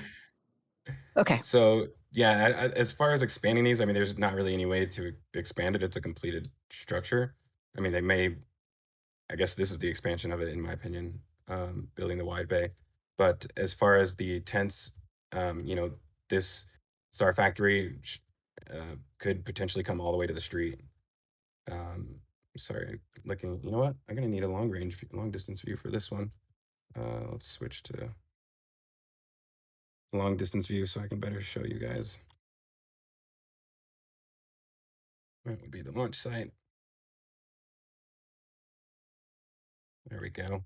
So it should go all the way at least to here. I mean, you still want to have access to be able to drive around in a square. This right here, I think they're actually preparing for potentially a crane. But I think there's also another structure that's going to go over here as well too.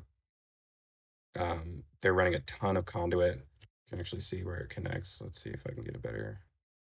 By the way, I'm super wondering where all that conduit is running to. I see it running out to that site, but there's nothing past there. Yeah, it goes all the way over here. I imagine it probably will connect either to the grid over here or to Sanchez on the right side, one of the two locations. But I highly doubt you're gonna.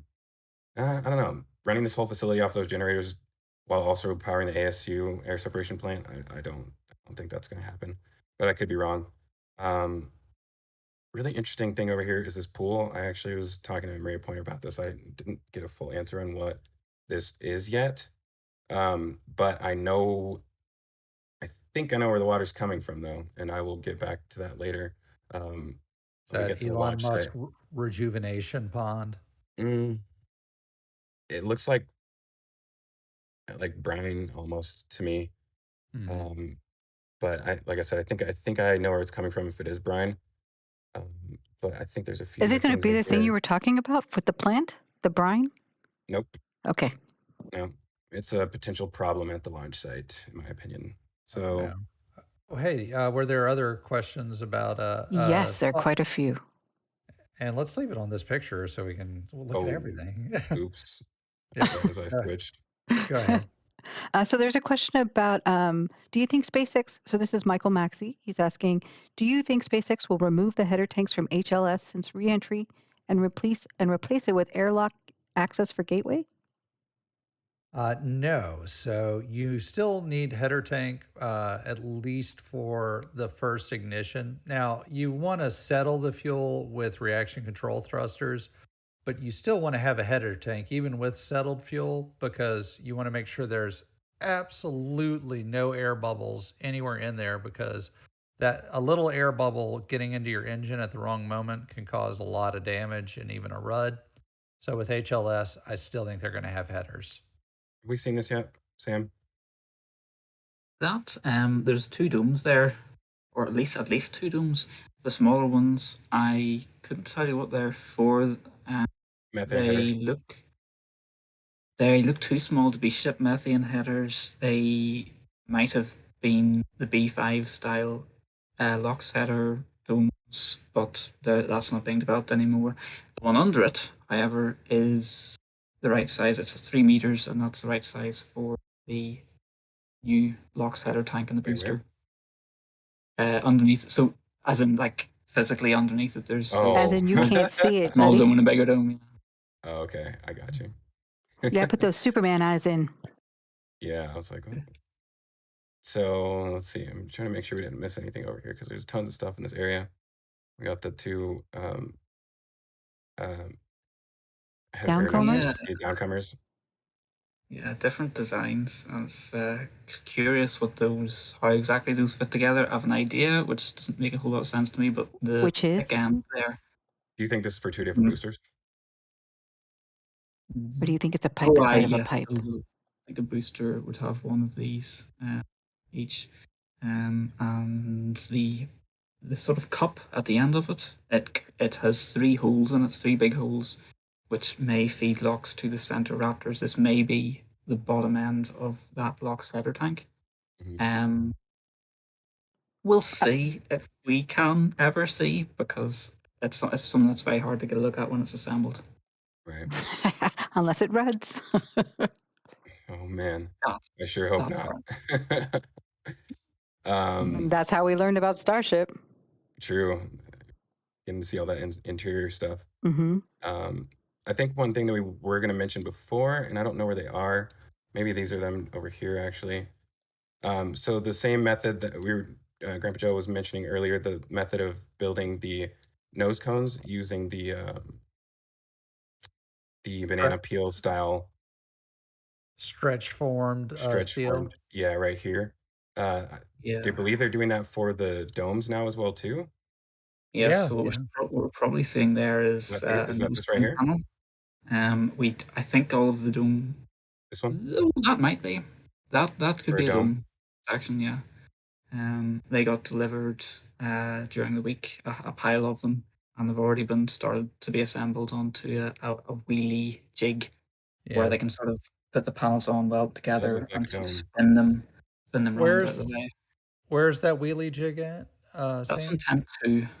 I think it's intent 2, if I've interpreted the images correctly. Yeah.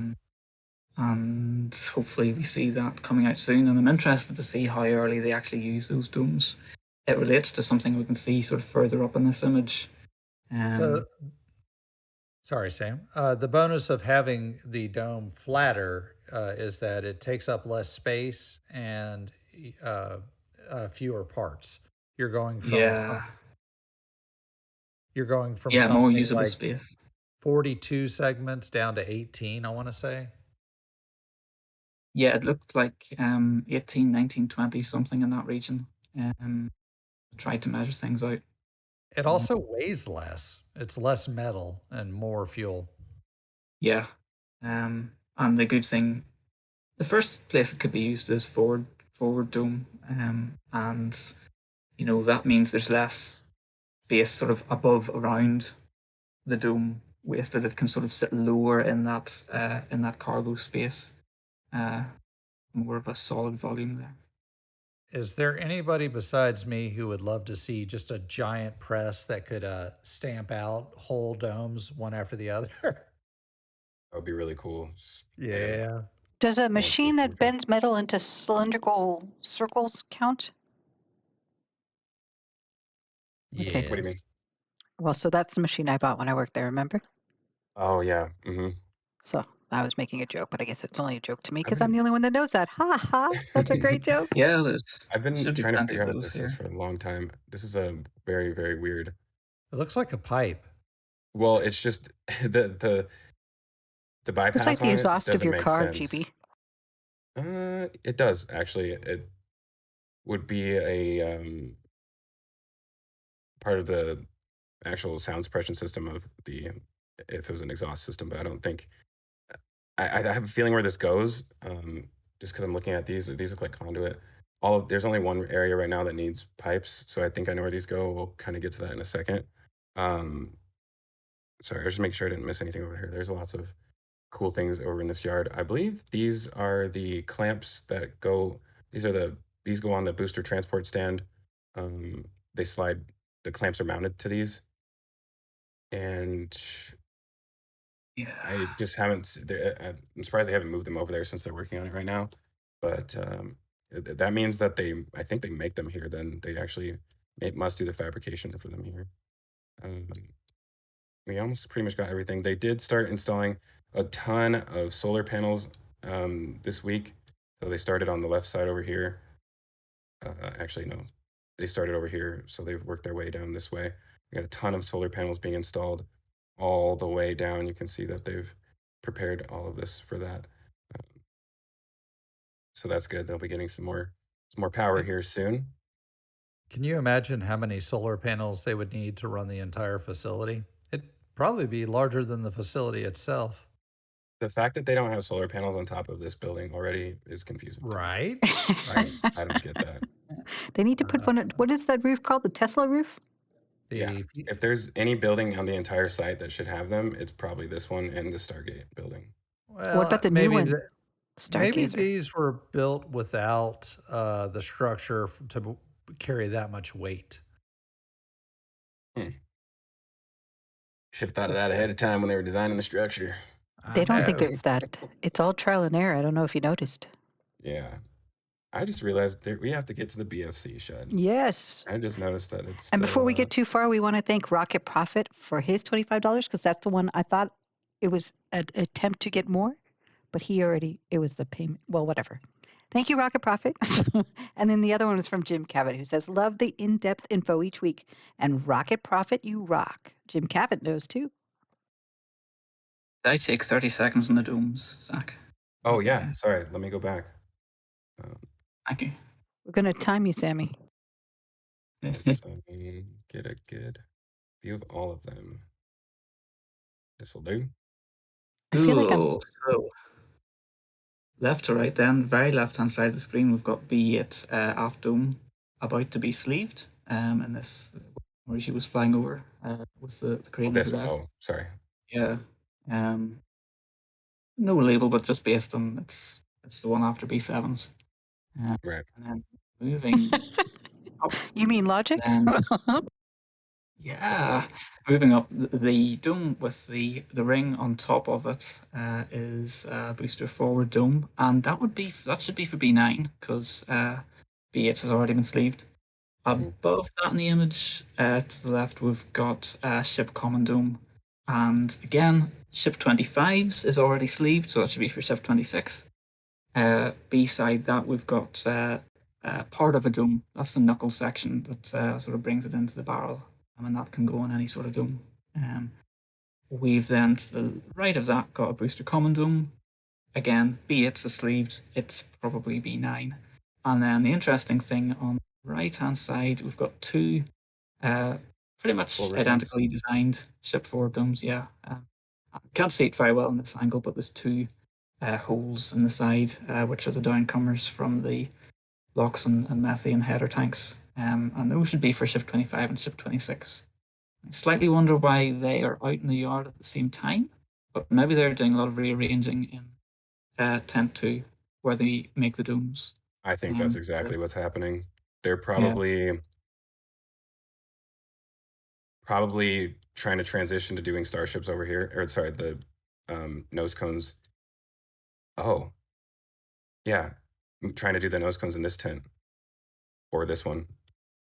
Swapping the booster stuff over to here, since that's going to also be the first to move into the new facility. So they could be pre-arranging for that. Yeah, intrigued. It'd be interesting. I think that we would see a lot of the jigs being moved in between them, which we haven't yet, but I guess that's one thing to be on the lookout for. Did we touch all of them, or is there another one you wanted to mention? I think we touched all the domes. Well, actually, hold on. There's a few more domes. There's one right there. There's one, yeah. Which, unknown. Don't know what that is. Yeah. So, I can see a small dome as well. Oh, I wonder what this crane's doing in there. Probably lifting another dome up. Man, yeah, they're about to start cranking these things out. Grover? No. Grover is by the... Not here. He's right here. That's Grover. Oh, that's Grover. You're right. Yeah. He's hanging out at the Sanchez site. That's his home currently. And I think we covered pretty much everything at the build site for the most part. Just want to do a last little check over. We've only scratched the surface, sir. and just to think, what we're seeing is only the stuff outside. Can you imagine all the stuff going on inside those tents? Yeah, I mean, it would be nice to get another tour through there soon. Hey, so Max B donates $4.99. Thank you, Max B, as a super chat, and asks, will they have to redo pressure cryo tests because of the new dome design? Yes, absolutely. Well, I mean, they do pressure tests on every vehicle no matter what. I don't know if the new dome design is going to require it. I think what he's asking is the max Q test, more about the max Q test. That would be the only thing that would partially require another test because of the change in design. The regular pressure tests and cryo tests are going to happen either way. We'll They'll definitely keep cryo an test eye out every for ship. a potential test tank happening. Mm-hmm.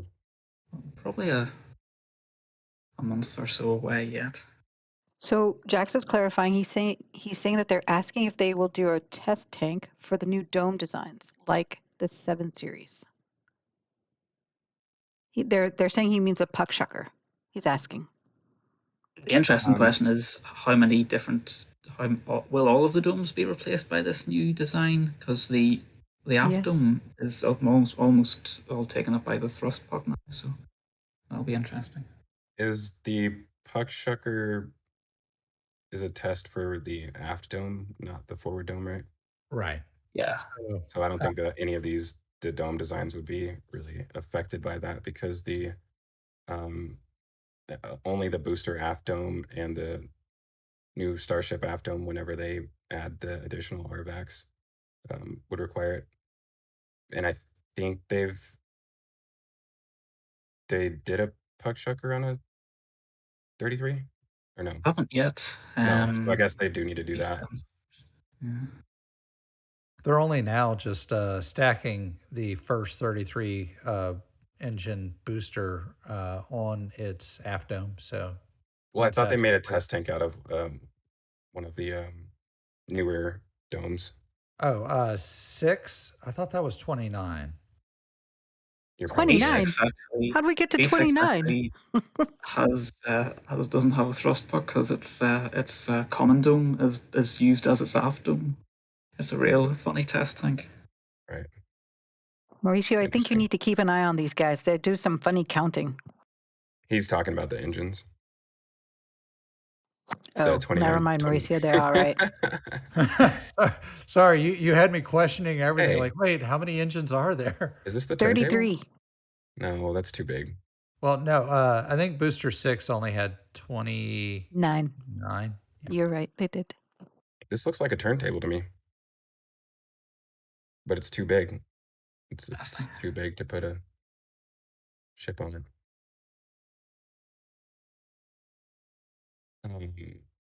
So I'm just gonna keep this thing in mind for later when we get to the launch site.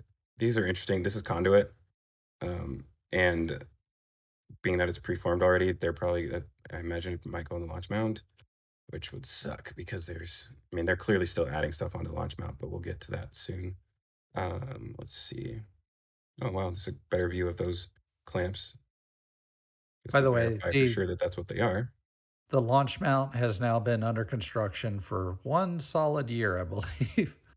It was March of last year we started seeing the first parts. So, and honestly, if you think about it, if they don't get a launch license here, which I still firmly believe they'll get a launch license here in a timely fashion, but if they were to not get one here, the very first launch table sections have just arrived at Cape Canaveral. So we might be an entire year out from the first launch possible at Cape Canaveral, just waiting on the launch table. Elon even said that on the 10th when he did his SpaceX update. He said it's going to be a year or several months. Yeah. Did he say summer? Several months. Yeah. So I just noticed we're about to finally pass. Our likes are almost matching how many people are watching. So thank you Yeah. guys so much for liking the stream and being here with us. Again, maybe we should just go through and introduce ourselves since we may have people who weren't here at the beginning. So if you guys don't know us or it's your first time here, my name is Golden Boy, or Zach Golden, and I'm also CSI Starbase on Twitter. So a lot of you probably know me there more than by Golden Boy on YouTube. But we have Grandpa Joe with us. Go ahead, Grandpa Hey guys, Grandpa Joe Skaggs in real life. And I am an IT engineer, and I have an industrial engineering background and a love of space for my entire life. Grew up in the shovel era. And now I've just been following and hanging out with all the SpaceX friends, and I've gone down to Boca Chica several times. And look forward maybe one day working with SpaceX. We'll see. And pass it over to Indian Star. You got to throw in the fact that you've been to Starbase several times, don't you? Every single time. It's like Hey, rubbing look. it in my Hey, face. you had a chance to go by. You had a chance. to go Who by messed that up? Not me. Hi, everybody. I'm Indian Star. Just want to thank you all for joining us. Again, just a reminder, if you are enjoying what you are hearing and seeing, we'd appreciate it if you hit that like button, and you've all done that so well, so thank you for that. You can also subscribe to RGV's channel and click the bell button to make sure you get notified of all the new episodes that come out. And if you're really generous or you really want to help Mauricio out, feel free to donate. You can donate through PayPal, you can donate through YouTube. You can donate through Patreon, and Patreon and YouTube also allow you to do memberships. So I know I subscribe every month and make sure and get early access to all the photos that he shows all of us during the stream. But it's also nice to have a set for myself because, as you can tell, I'm still the newbie and still the novice, still trying to pick up and tell these guys to hold on, I'm coming. But I'm doing my best, and it helps a lot to have RGV's photos for myself. Mauricio, you want to go next? Oh, we have Sam too. I think is Mauricio is he here? Still here. I'm still here. I'm right here. So this is Mauricio, otherwise known as RGV. I'm a photographer. I visited Starbase a lot of times. Every other day. It's not fair. You cheat. You have an airplane to go there. Yeah, and I've been a little bit occupied here on the back end, looking at, I'm going to pivot a little bit about what's going on in Ukraine. Just wish things weren't this particular way. The stuff that's going on right now, it's just kind of, I've been following it. I don't know about you guys, but Yeah. it's been pretty complicated with what's going on with Russia and Ukraine over there. And I just hope this thing doesn't get out of control and we're not in a situation where, I don't think we'll get in a situation. Anyways, I don't want to get into that. I don't want to get too political here. I mean, it's worth talking about. I mean, it affects the Starship program. I really quickly want Sam to reintroduce himself, and I think it's worth us actually talking about that for a little bit. I'd love to dig in how it interfaces with SpaceX. But Sam, go ahead and reintroduce yourself. Hello, I'm Sam Miller. I am a general nerd. You might come across me in Discord on Twitter's Sam SN18. And I've been heading up the data side of Ring Watchers. The guy who started it all is Ryer. I want to give him a shout out for sure. And there's a lot of people in the community on Brenton's server and RGV who put a lot of work into looking out for Starship parts, and we try and bring all that together and feature all the work of that the photographers are doing down there. It has been a fantastic adventure, and I look forward to seeing what happens next. And you're more than just a regular nerd, my friend. Way more. A general nerd. I look at elections. I am a biologist by trade, so that's my off the cuff description of myself. That was your elevator pitch? If anybody from SpaceX is watching and you're missing a 5'10" bridge crane, I think I found it. If anyone from SpaceX is watching, can you please ask Elon to give us a call so he can come join us on our show? We'll see if we can pencil him in. So just speaking about, how all this stuff affects Starship program, if you guys haven't seen, Elon essentially confirmed, I mean, I've been thinking this for a while, like basically since it started. I kind of felt the vibe change when I was out at Starbase. I mean, yes, there was not very good weather out there, but I could tell that a lot of the engineers were not there. I'm pretty sure they're not even in Texas. A lot of them are either at Kennedy or in Vandenberg, most likely. And Elon basically said that Starship to some degree is going to be facing delays because they need to focus on Starlink. And the reason they need to focus on Starlink is because I don't know why people aren't calling it this, but they're effectively engaged in electronic warfare with Russia. Like, in my opinion, SpaceX is an arm of the United States armed forces, and we're just not treating them that way. But they are effectively more of the Space Force than the Space Force, in my opinion. So I don't know. Yeah, I'd kind of like to give a personal take on it from my experience. So I work in state government, and so whenever we had a hurricane come through, SpaceX was gracious enough to give us some terminals that, I don't know if they were RMA terminals. I never got the full story, but it was a number of them that helped us restore connectivity after Hurricane Ida in Louisiana. And those terminals were a lifeline after the devastation of a natural disaster. And we there's so much we could not have done without those, from operating power plants to water pumps to just connecting people to orders to just communications. Period. And when everything else went down, cellular and fiber and copper connections, Starlink came in a pinch, and it was fantastic. I mean, just really blew us away. We were very impressed. We were so grateful and so thankful for SpaceX. And during one of their launches, they mentioned it. So, I think it's open knowledge now that they had done that for us and for other areas after natural disasters. That said, we're now facing a man-made disaster in Ukraine, and once again, communications are being disrupted. Fiber and copper and otherwise are purposely being targeted, even radio. And Starlink is providing that unfiltered, vitally needed communication link between the front lines, the back lines, and to the rest of the world.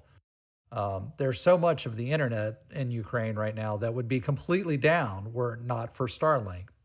And Russia knows this, and they're actively targeting the Starlink, either the Starlink dishes that are on rooftops or by electronic warfare by jamming the microwave signals with their own microwave signals. And I got to say, I was really heartened. There's a picture on on Twitter, of a truckload of Starlinks arriving to Ukraine. And, I saw a truckload like that myself once, and I couldn't help but think, the Starlinks that we got, that we sent back, they might end up in Ukraine, and the same ones I was using, they might be over there right now. And, I hope they put them to good use, and they win the fight.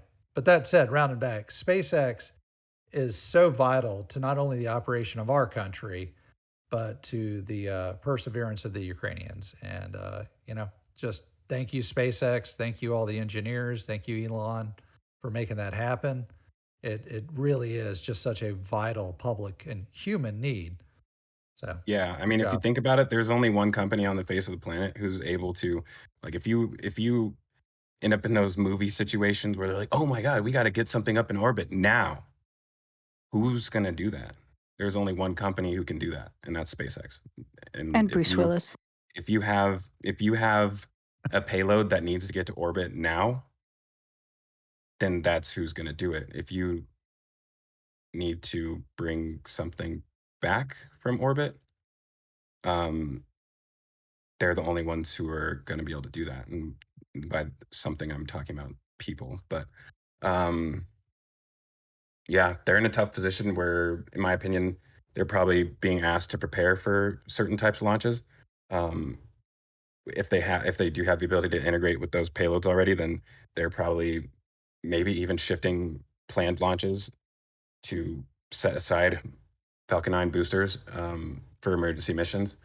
And I wouldn't be surprised if there's a Dragon on standby as well, too.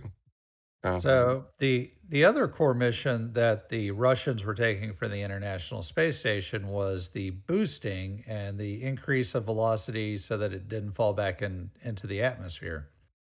So that could be another mission that, look, you've got about 2 years before it's required, but and that might be how long it takes to redesign the software and the engineering for a Dragon capsule to slowly boost the space station back to a proper orbit.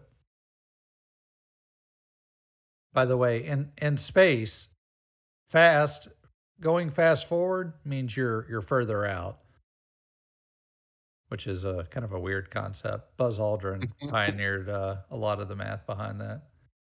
And, after Mr. Newton. So I don't want to harp on it too long. It's a tough situation. I think that what we're doing here is really good because it, to some degree, provides a lot of you with a break from that, because it's been hard to think about anything other than that lately. I mean, it's just the other thing to consider is that, what we're seeing is not truthfully as bad as other things that have happened. And like, if you guys think about if World War II was on, if they had internet during World War II, the things that you were seeing right now would be tenfold worse. Oh yeah. And I think to some degree it's good that the internet is around for people to truly understand the effects of war properly. One other thing to connect Starship and what we're looking at right now to the military operations of the future. The Space Force, or the U.S. military, has contracted with SpaceX to explore and spec out what it would look like to deliver 100 tons of payload to anywhere on Earth through space. So if they had an order, they needed 100 tons of supplies, whatever supply that may be, on location in 2 hours. What would that look like, and how much would that cost, and all that. So that is a mission that SpaceX may be called upon to do. And that'll be 10, 20 years from now, if ever, hopefully never. But yep, no, that's something else that SpaceX is doing with the U.S. military. I just wonder if I can see I just remembered something. Is that where you left your wallet? No, so I actually just I realized that there's another thing that is at the Stargate facility that I wanted to mention earlier, but I don't know if I'm going to be able to bring it up or not. Sorry to switch subjects. It's a tough situation, and I don't know. I personally try and not talk about it, especially on Twitter, just because I think a lot of people would prefer if I didn't, just because you're maybe looking for ways to not have to see it at times. So I'll probably continue to do that myself. But And your tweets are really informative too. The long ones, that you do all the threaded tweets and stuff where you're explaining stuff. Those are really good. yeah, I find them very try helpful. and stick to the things I'm good at. I am actually super knowledgeable about world politics, but You sound I like think there's a lot GPJ. of people I out there really too. am that good. Well, I didn't mean it that way. I just I do pay a lot of attention to politics, far more than people would probably expect. Dang, I cannot find this picture. I guess I may have to look at one of my own ground photos in order to show you guys what I wanted to show you. But essentially, I'll just show it from this aerial image. I don't think we had close-ups of this part of the facility this week. So this is the radar, the ground station, and I can't remember which entrance it is. It's one of these entrances. It might be, right here. It's super hard to see, but these are actually boxes for very large servers. I forget what the correct term is for them, but they're increasing their computing power down here significantly. They're I want to call them server cages. There's about That's what they're I called. think there was 9 of them down there when I saw them.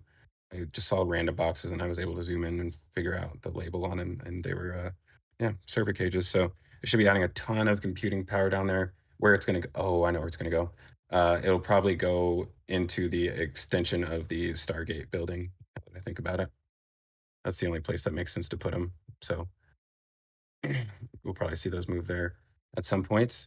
And I really want to get here because you guys know me. I'm a stage 0 guy. Stage What's this 0. place? What's this magical land?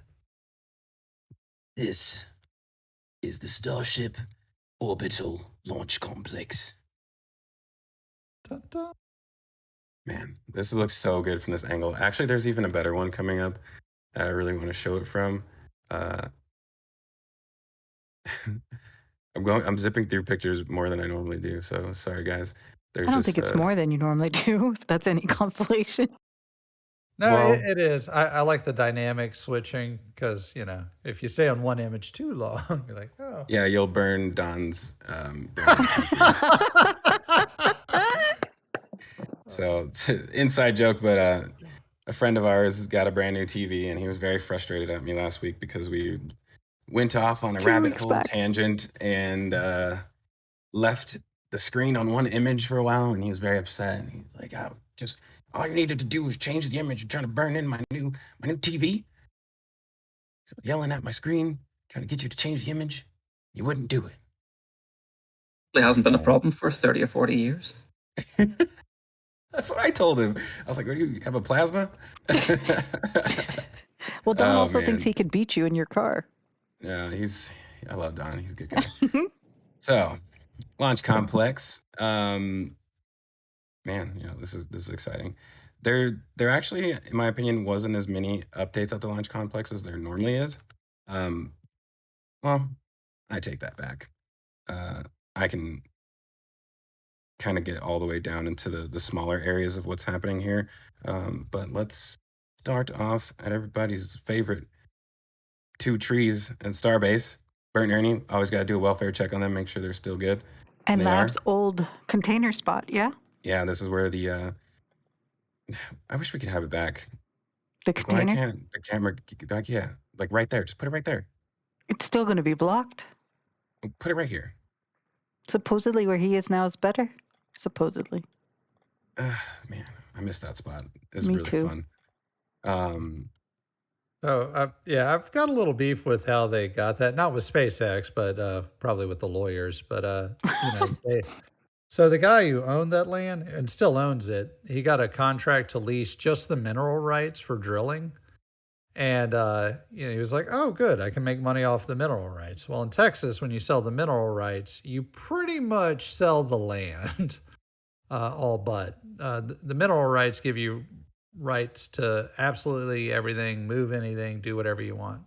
So once he leased those mineral rights, SpaceX came in, took out the container, caused a big kerfluffle. And just like anything, it was a lack of communication from the top to the lawyers to the lab community. And it was like, oh, man, you know, not that it was wrong, but it was like, guys, you could have done this better. No, not a kerfuffle. Yeah. I know, not here, not us. Never. Hey, is that truck on fire? I just noticed something. Well, I didn't just notice this, but I wanted to point something out. Here's the water truck I was talking about earlier. He's hanging out at the Yep. build site. That means they're either pumping water into the water tank or they are removing water. And why would they remove water? Well, you have these 2 open top tanks that are full of, you guessed it, green water, Oh. which actually just so happens to look very similar to these ones. This water. Oh, wow, it's really green, isn't it? It is. So, if this is the same water, and if it's brine water, And it's coming then from there. Oh my that would God. imply that the tank farm is sinking, Seriously? which it should, in my opinion. So if you think about this, there's a square pad here. Maybe I can even find a good image while I'm talking. I'll pull up some older images. So this square pad right here that this is built on. Number one, these tanks are very heavy. They're the tanks themselves are 200 tons. The tank on the inside should be roughly half of a Starship. So what's that? Like 40 or 50 tons or something like that. So these are very heavy, and obviously they've been loading, you know, liquid nitrogen, liquid oxygen into 1, 2, 3, 4, 5 tanks, plus if they're putting water in this. So you could have up to and exceeding at least 4,300 tons of of cryogenic fluids within these tanks right now, if not more. So with that much weight on such a small surface area, I mean, your PSIs on the ground are like insane. You know what I mean? Like you're putting down so much weight on that small pad, and we're all well aware that the water table is extremely high here. It's about 6 feet underground, I believe. So, in my opinion, as you are adding fluid to these tanks, you're going to be pushing water up from underground, and it's probably going to be a brinish type water, which is probably this. And you cannot, unless the disposal well is active, you can't really put that anywhere. That's why they have that open top. Why they have this, because they don't want it reaching the wetlands area, because you're contaminating. You're putting, it's already salt water, but you're putting extremely heavy brine into their brackish water, essentially. So I think that that's what's happening here. There's a pump right here that is pumping it out from somewhere.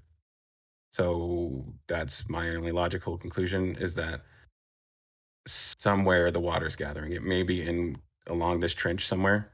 I wouldn't be, it's mostly covered, and the parts that you can see have so much tubing that you can't really tell whether or not it's wet at the bottom. But like I said, I'm almost 100% positive that this water is coming from directly underneath this pad, and that means that it has to be sinking, which is not a problem. Everything around it would be sinking. And it's not just the pad itself. It should theoretically, the entire area should be sinking. Hey, GB, is your mouse active right now? I can't see it moving. I think you're on the other screen. Okay. Yeah, you're right. I forgot I switched back. Thanks, guys. Newbie here to this software. By the way, we're at 500 likes, and true to his word, Rocket Prophet has donated another $25. Thank you, and Rocket don't forget Prophet. Sorry, go on. That was it. Just saying thank you. So, I was looking for more proof of this. It's hard to find. It is wet around, like, at first I thought, okay, well, all of a sudden there's all this water here, but obviously that's just melting off of these pipes, the uninsulated pipes. So, you have the heat exchanger over here, which is frosted up. So a lot of that water's up here is coming from there. But I would be really interested to see what the inside of that trench looks like. Yeah. I got another indie question for you. Yeah. The pipe bottom left, scroll down just slightly, ever so slightly. The long one with the red thing right there. To the right of your, nope, the other one, other side. Yes, sir. That pipe is not the same shape as the pipe that we were looking at before on the other side? You mean the one at the build site? Yes. Yeah, so actually, here, I'm gonna have to grab it really quick, make sure I can see it before I talk about it. It's similar, but not quite. So you're talking about this one right here. I am. It's very similar. I think that this one is more likely actually to go in a different location, which would be in here. So let's see. Let me get a better shot. You guys are seeing the launch site, correct? Yes, okay. We're looking at the tank farm. There's a penetration through this wall where the pipe goes through. There's another penetration right here. Mm-hmm. This is not going to be easy. I mean, I'm curious to see how they do this. It looks like I just noticed something else. So it looks like I would expect them to go straight through with this. So they would have to cut that elbow here or install a T, pass all the way through, because they're going to need to connect all of these tanks together, every single one of them. And it's weird because so you have two connections. So number one, this fuel line this is where they back in. You can see the flex hoses right here for them to attach the methane tankers. There's 1, 2, 3, 4, 5 parking spaces for them. So they can offload 5 tankers at the same time. They're going to need to, there's a pipe that'll come up and over here, up and over here, up and over here, up and over there, and there to connect for filling up all of these tanks. And those same lines also fill up these tanks. But GB, you said that those tanks, the big ones, when they were just the 2 long ones, you said that they're evenly filled all the time. How can you do that now with the smaller tanks? These would fill first. They would, if these are lower on the bottom, then it would start filling first on here, and then it would build up into all of them. And then while these are full, these would still be getting full, unless the interior tank is at the same height as these ones, which I doubt. It is interesting. I imagine that in here, I wouldn't be surprised if there was a pump station that pumps into these 2 tanks. I don't think you need to pump into these ones, but you probably do need to pump into these ones. Into these 2. So I wouldn't be surprised if there is a major valve / pump system in here, which would explain. Okay, love that view.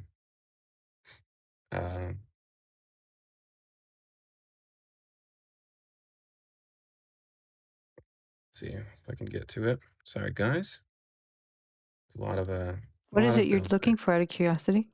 there. There's something on the front side of it, so Oh, we're almost there. So number 1, there's a ton of valves in these boxes. These boxes we've been running for a while. What's inside of them? It was the motor actuators for the valves, for the butterfly valves. These, it's a smaller version, so those will go on the front of each of these tanks. Very similar to, yeah. I really need a better view of that. Sorry, guys. while you look for picture, we just want to thank Rajo for his super chat of 20 euros, as well as Faya Vampri, $25, and says match. Anyone else? Anybody else want to donate and match Faya? Thank you guys for your donations. You guys are always amazing. Really, really appreciate all you guys' support every week for sure. Oh, Mauricio, maybe for anyone wondering, whenever someone donates, what does that money go towards? Money goes towards the flyovers. It goes straight to the flyovers, and it goes straight to, well, we're setting some of that money aside to better the production of the streams, but for the most part, it's going towards the flyovers, which we intend on doing once a week. That's weather permitting, and that covers the rental costs of the aircraft. That covers the trips to Starbase as well, and don't want to go back to that, but yeah, the gas is getting more Oh, expensive. yeah. And you drive a truck too, don't you? Yeah, Well, the plane too. I mean, your plane cost should go up because as gas goes up, that should increase. For me, a trip to Starbase is about 3-hour round trip. I'm from Edinburgh, Texas, so it's about an hour and a half if I take the toll road. So yeah, it's about 3 hours round trip. And then for the aircraft, well, that's the most hefty sum of money that goes towards that. One thing I do want to say is I've been noticing Rocket Profit making consistent donations almost every him, and it's almost all him and who's the other fellow? Jim, right? Yeah. Yeah, if they ever take a trip down to Starbase and then we can make it happen, this is my personal invitation to him. Again, we have to coordinate this kind of stuff, but I'm inviting you to a flyover. You've made so many donations that at this point, I want to make sure we take care of you. I definitely appreciate it. So if you're ever down at Starbase, just call me up. If we can make it happen, we'll make it happen, weather permitting. That's really awesome of you, Mauricio. I'm jealous. I was going to say, can any Patreon member get a I ride? almost went on. At this point, I mean, Rocket Profits, he's donated so much that at this point, I can give for a him trip. Yeah. Yeah. Definitely for those You want to just boots. take the flyover by yourself? Oh man, that's funny. Well, and while we're at it, we should thank Kevin Cohagen. And welcome to the RGV Early Access Club. Welcome. Oh, and I want to mention we also just added a new perk. If you're, I believe it's a Patreon, you can join us here in the chat during the live stream, and I don't know, maybe hang out afterwards. We can all ask WL Animal how it went. And then we have lots of questions. If you gents want to hit those up, maybe last 20 minutes. Yeah, give me 1 second. I just Yeah, want to no. finish this off. So Please. These right here is conduit coming out of the ground, a lot of it. So most of the valves that we are seeing, I don't know if they're going to run that electrical all the way from here. They'll probably install another rail similar to these ones, these rails where they install all the wiring. Also notice there's a ton of wiring being installed right now. A lot of it's for lights. So there's all the lights on the side of the tanks that they need to set up. There's a ton of other stuff, like all of those pumps that are being installed that don't have electrical connections ran to them yet. Like this one right here, got to run electrical to that. It's probably not there yet. The conduit's there, but the actual wiring is not. That's probably what this cable reel is for. They're probably pulling the wire all the way through to the control bunker. And they will do the same thing here. And this is why, unless these are for the valves on these tanks, I really do think a very large either valve and or pump station will be in here. And that's because this is the discharge side. So this is where you're actually sending fuel from the tanks to these pumps. So ideally, the best situation that they could have been in would have been to be using these tanks, because you're using the hydrostatic pressure of the fluid to backfeed the pump. So the pump isn't pulling, it's just pushing. Right now, these pumps are pulling and pushing. A little bit, not a lot, especially when it gets down below the actual line of this pump. It starts, the lower it gets, the more it's pulling. So, and even more so with these from that distance. So I think that they're going to need a large pump in here in order to backfeed this pump. It's a boost pump essentially. But we'll see what happens there. It's a funny thing. Oh, a lot of people have been asking about this tank right here, why it's always venting. This is basically a larger version of these right here, the heat exchangers. So what is most likely happening, and I could be wrong about the procedure on this part, but I think that the boil off methane is either potentially temporarily stored in here, or it just goes directly to this where they constantly recondense the methane. So as long as there's methane in this tank, you will see venting out of top of this. It's probably filled up with liquid nitrogen, and all of the boil off for from the methane is going through here. Actually through the top right here, it looks like. And then it comes out the bottom as a liquid and then goes back into tanks. So they have to do that in order to not be venting methane here. This is a closed cycle system as far as, it's a closed cycle system. A lot of storage systems, the LOX is not closed cycle. It'll boil off over time. It'll come out of these vents. It's coming out of these vents all day, every day. It's coming out. Yeah, but the methane you don't want boiling off. No, That's you can't dangerous. have that. Yeah. I think they're getting ready to add 2 more of these. It looks like they got the scaffolding up. Either they're going to do the installation on this, or they're preparing to add 2 more. Not really sure, but definitely, I mean, it's down here too, so they may just be getting ready to insulate all that stuff, which is a good sign. These are the 2 pumps that were already installed. This one has been installed, not connected, but they did install this pipe on here. within the last week to actually extend and connect to these pumps. The fourth pump is laying on the ground right here, waiting to be installed. It's been there for about 2 weeks now. I don't know what the delay with that one is. And haven't they returned and replaced those pumps just so many times? On the lock side, they have. Yeah. And Oh, by the way, I don't know if don't- I've told you this before, but that's what I used to build is industrial heat exchangers. Really, Yep. You used to make kettle boilers? Yep. how long do they take to manufacture? Did they look Uh, like hippos? No, they were more tubular, like the big one. We made much larger ones than this.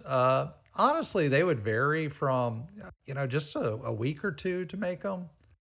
Some of the larger ones could take several months. I saw one stayed in the shop for almost a year. That one was it was like 3 stories tall. But yeah, we made kettle boilers and recondensers and heat exchangers and all that jazz. It's good times. That's awesome. Do you know about how long maybe these might take to manufacture? That style, those small ones. No, we'd pump those out every 2 days, a day. Oh wow. Okay, so Yeah. they're probably not facing supply chain issues on those right now. No. And unless there's a problem with getting a welder, getting metal, getting a machinist, getting pipes, but no, those are fairly straightforward to construct and no supply chain issues there, I would imagine. And look, Imagine there's a bunch of them at KSC right now, but I haven't seen them yet. GPG. also there's hundreds of shops that make those heat exchangers. They're used in all sorts of industrial processes. So That makes you a kettle boiler maker. Aha. I am. So when you mentioned that, so I'm going to the other side of the tank farm right now. The I think I got ran back to the beginning. Let's see. Oh, is that some duplicates? Might have some duplicates. So I would like to point out we haven't even talked or looked at the launch tower, the which Starship. is crazy. I know, right? Yeah. Um, Or even Just- really the launch mount. But this is why it's good to be an RGV Patreon or YouTube member, because you get the pictures yourself if you are one of those people. we still have a half hour left. We'll get there. We still have lots of Everybody be questions, my friends. patient. We do. So the LOX pumps, you can see that they have now installed 2 additional ones. I think that there's a chance that these are the same ones that they pulled out earlier and that they potentially brought them here to do their factory acceptance test, which would be really weird. Doing a factory acceptance test in the field.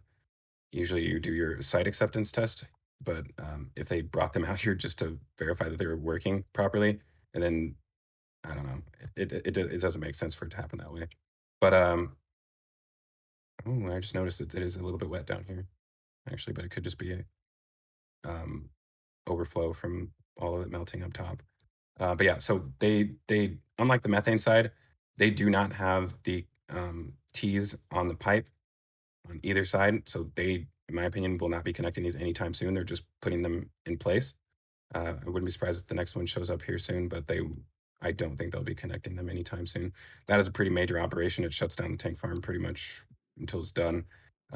You can GP. do Ladder. Oh no, that's Tom. I'm not the ladder guy. So I don't think they're going to be adding these heat exchangers either anytime soon, but I wish they would. It just seems like this is incomplete here. And we did mention last time about this pipe being uninsulated, so now guys can kind of see it, that it's still not insulated. There's some insulation wrap down here. These guys are actively insulating some stuff, but I don't know what it is. But as long as it's happening, that's a good sign. The fact that there's still pipes out here, though, a long way to go. And I think this part right here is still changing. It looks different to me than it used to. Tons of cables being ran everywhere. I honestly thought most of that stuff was already done, but then you look at this cable rack right here and it's pretty much empty. That's a cable which- rack? Yeah, it's a cable Wow. rack. You run all the cables on the top of it. I actually have a good image of what it looks like from the ground that I took recently. Let's see if I can find it quickly. Um, oh, look at that. So may have to. We're still looking at the orbital tank farm. I Just so you know. know. Okay. Because I didn't have these pictures prepared, so I'm gonna have to Oh no, that's okay. I just wanted to make sure you knew. Sorry. do this in a different way. I'll get to it. Yeah. So somebody earlier, actually, do you want to ask any questions, Indian Star? I got lots of questions, and we've got lots of donations as well. Everybody's being so kind and throwing in Aw. lots of donations. We have Yeah, a let's go $10 chat out. $10 super chat for from Credence. He says a spot of gas, or She Crow donates 10 euros. Says thank you so much again for the subtitles. She Crow's so wonderful. You know who that is, right? That's your Jay Quellen. Way. And Name then changer. Don Borland donates $10 through super chat and says he would totally smoke your Audi, GB. He says he'd totally smoke it. No. it's not Gauntlet's gonna been happen. thrown, kids. And Not then the of fastest course S4 in Colorado, buddy. and then there's of course Peanut, who donates $10 and says, "Love the rabbit holes, y'all." He's a rabbit hole lover. Does that mean he's Yeah, a and lover of rabbits? Anyways, neither here nor there. Sorry. I'm not gonna be able to find that image right now. I think it's actually on my phone and not on my No problem. Do you want questions then? The Well- rabbit hole picture. Yeah. One thing I was gonna say really quickly is that ideally we wouldn't be like flipping through these pictures as much. Like I said before, you guys, it's been a busy week for everybody. I just got back from Starbase. I was traveling. I'm in Denver right now, which is not my normal spot where I'm streaming from. So this was, we did a lot of setup today, and we added a lot of features as far as being able to quickly swap in between sites. So like I said, we'll get better. So I know it's a little difficult when I'm cycling through images quickly. But we're aware of things that'll make things run smoother, and we will continue to work on them every single stream. So we're definitely noticing your guys' opinions on that stuff. So thank you. And yeah, hopefully it's not too bad. I hope you guys are enjoying it for sure. I think once you go into those questions, India, there was something over here that I noticed, which was very odd to me. If you're there, you want to hit it first, and then we'll get I'm into here, yeah. questions. I forgot to mention it when I saw these valves over here. So these are the pipes that should go to the white tanks on the ground, for filling them. And then there's two very large flex hoses here, which is weird. I'm really hoping that these aren't for the orbital launch mount. I was just going to say, they look prime for the orbital launch Yeah, mount. it makes me Length think they're and going to swap girth. them out. Yeah. I hope not. That would be a sign of a problem. These right here are pipe racks for whatever is going to go inside of here. You know what, Zach? It may just be spares. Yeah, Because if one breaks and they don't have one available, be an interesting it- place to store your spares. If you don't plan on using them soon. Word. I want to see if I True, can get it from an angle where like you can see the ones on the launch mount at the same time. Again, sorry for cycling through pictures, guys. No, I don't think we're gonna be able to see them in the same angle, which is fine. But they're basically the ones that go on the back of the booster quick disconnect. Oof, we're super zoomed in there. There's a few more things I want to touch on before we get into the launch mount, but Indy, let's go through those questions. Okay. Not Tom B asks, has a runway beam with a rail for the Widebay bridge cranes been spotted yet? has a runway, what?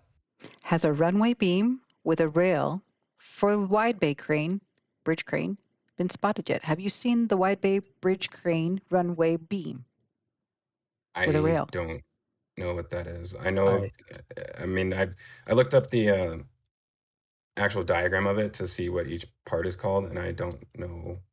Yeah. by that. So there's pretty much every part needed for the bridge crane to function.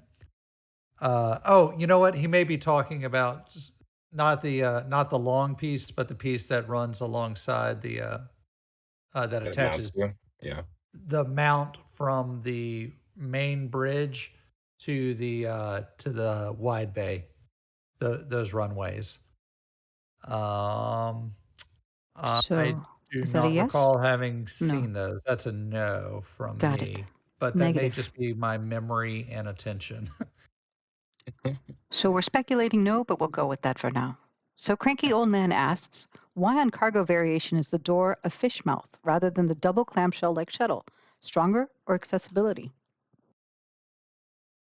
I do not know. I don't think we truly know how it opens, so it's kind of hard to speculate on that one. I would like to speculate that they are going to try a few different modes of operation. They might have one that opens up, one that opens down, one that opens to the side, and one that's a clamshell.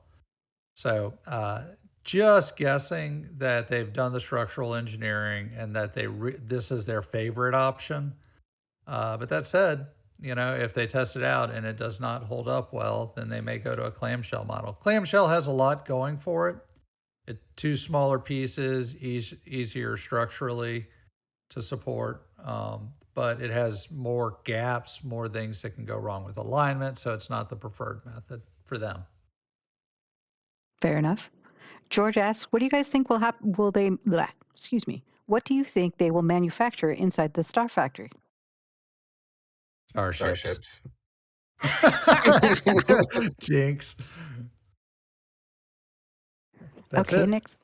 Drew asks, do you think there's a chance Starfactory will have a spot for payload integration for ship? No.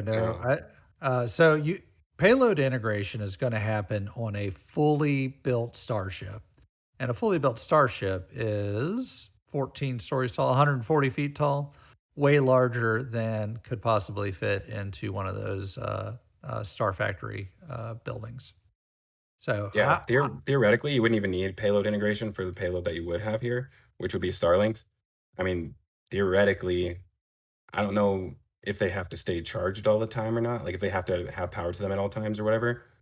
I don't know how that works, but you could put them inside the Nosecone, or sorry, inside the barrel section before you even stack it onto the ship, theoretically. Well, Sam?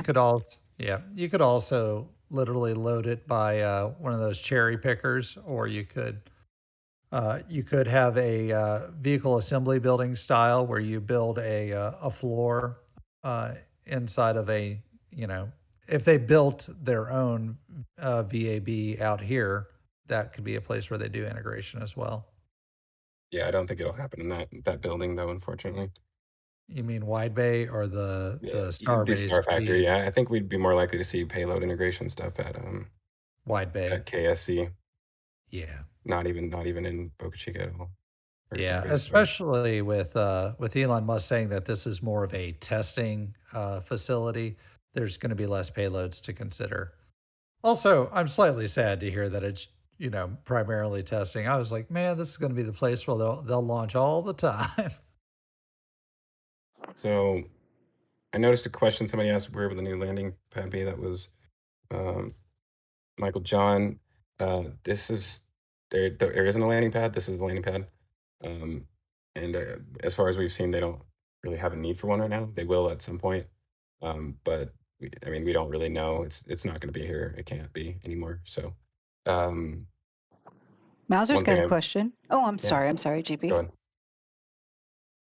No, go ahead. I thought you were done. My apologies. Mauser wants to know, will the bridge crane or the roof trusses go in first? The roof trusses. I actually was just thinking about that. I think the Widebay is going to get taller. But they took away Barry the crane, and Barry the crane is the one that's been connecting all the pieces on the ground that Bucky then lifts and puts up into Widebay. So if Barry's gone, who's going to put the pieces together? There's tons of cranes around, but there's still a few cranes out there. Let me see. I'm gonna get back to the build site really quick for this one. I don't know, GP. So what I'm seeing when I look at this, and I could be wrong. So we're still looking at the 5 tanks, yeah? Build site. So I don't see any mounting brackets on the inside face of this. They're all on top. So what I think is going to happen, and that kind of explains what I was seeing down here, possibly. I think that the roof trusses are going to go on top of this, just like they did for the high bay. They're not going to go inside; they go on top. So this high bay is the wide bay is actually going to get whatever this dimension is here, probably about 10 meters, 10 meters taller than it is currently. It's not. I don't think it's top. Yeah, but that's not So stacking higher, is it? Considered? yeah, it's 10. It'll be 10 meters taller than it is right now. Yeah, because you're putting them on top of these. So they actually, they go across. So they go from here to here. There should be one from here to here, here to here, and here to here. And then you would maybe have these or something similar to connect them across like this. So if that's how he did high bay, then he's going to put something up there as well. He's going to have some sort of space, No. entertaining space. It's just you need that area for.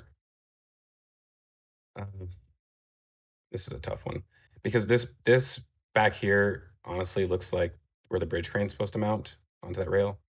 They'll probably put another beam across here, and then that means there would be another one in the middle, mounted to the bottom of the roof truss. That makes I'm not sense. 100% sure, but this seems a little bit low to me. I'm actually, now that I think about it, I'm surprised that it's down Wouldn't here it go instead of the up in the other way, roof though, truss JP? system. Well, I'm just looking at where the rails are mounted right now. It looks like it goes. Yeah, I mean, I feel like it can only go side to side that way, right? Maybe I'm wrong. That's a tough one.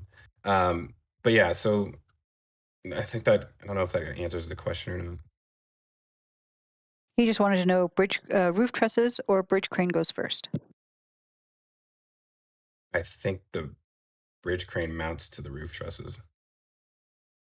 So that means bridge crane goes first? No, trusses go first because you have to have something to mount the bridge crane on. Yeah. So, wait, hold on. Before I continue, was there more questions that we didn't? Lots more questions. John T asks, will B7 go to the rocket garden or launch after it's stacked? Only Elon knows, but I think that there's a really good chance it's headed for the rocket garden in my mind, just with the amount of time. And look, it could go to the bench and could come off of the bench.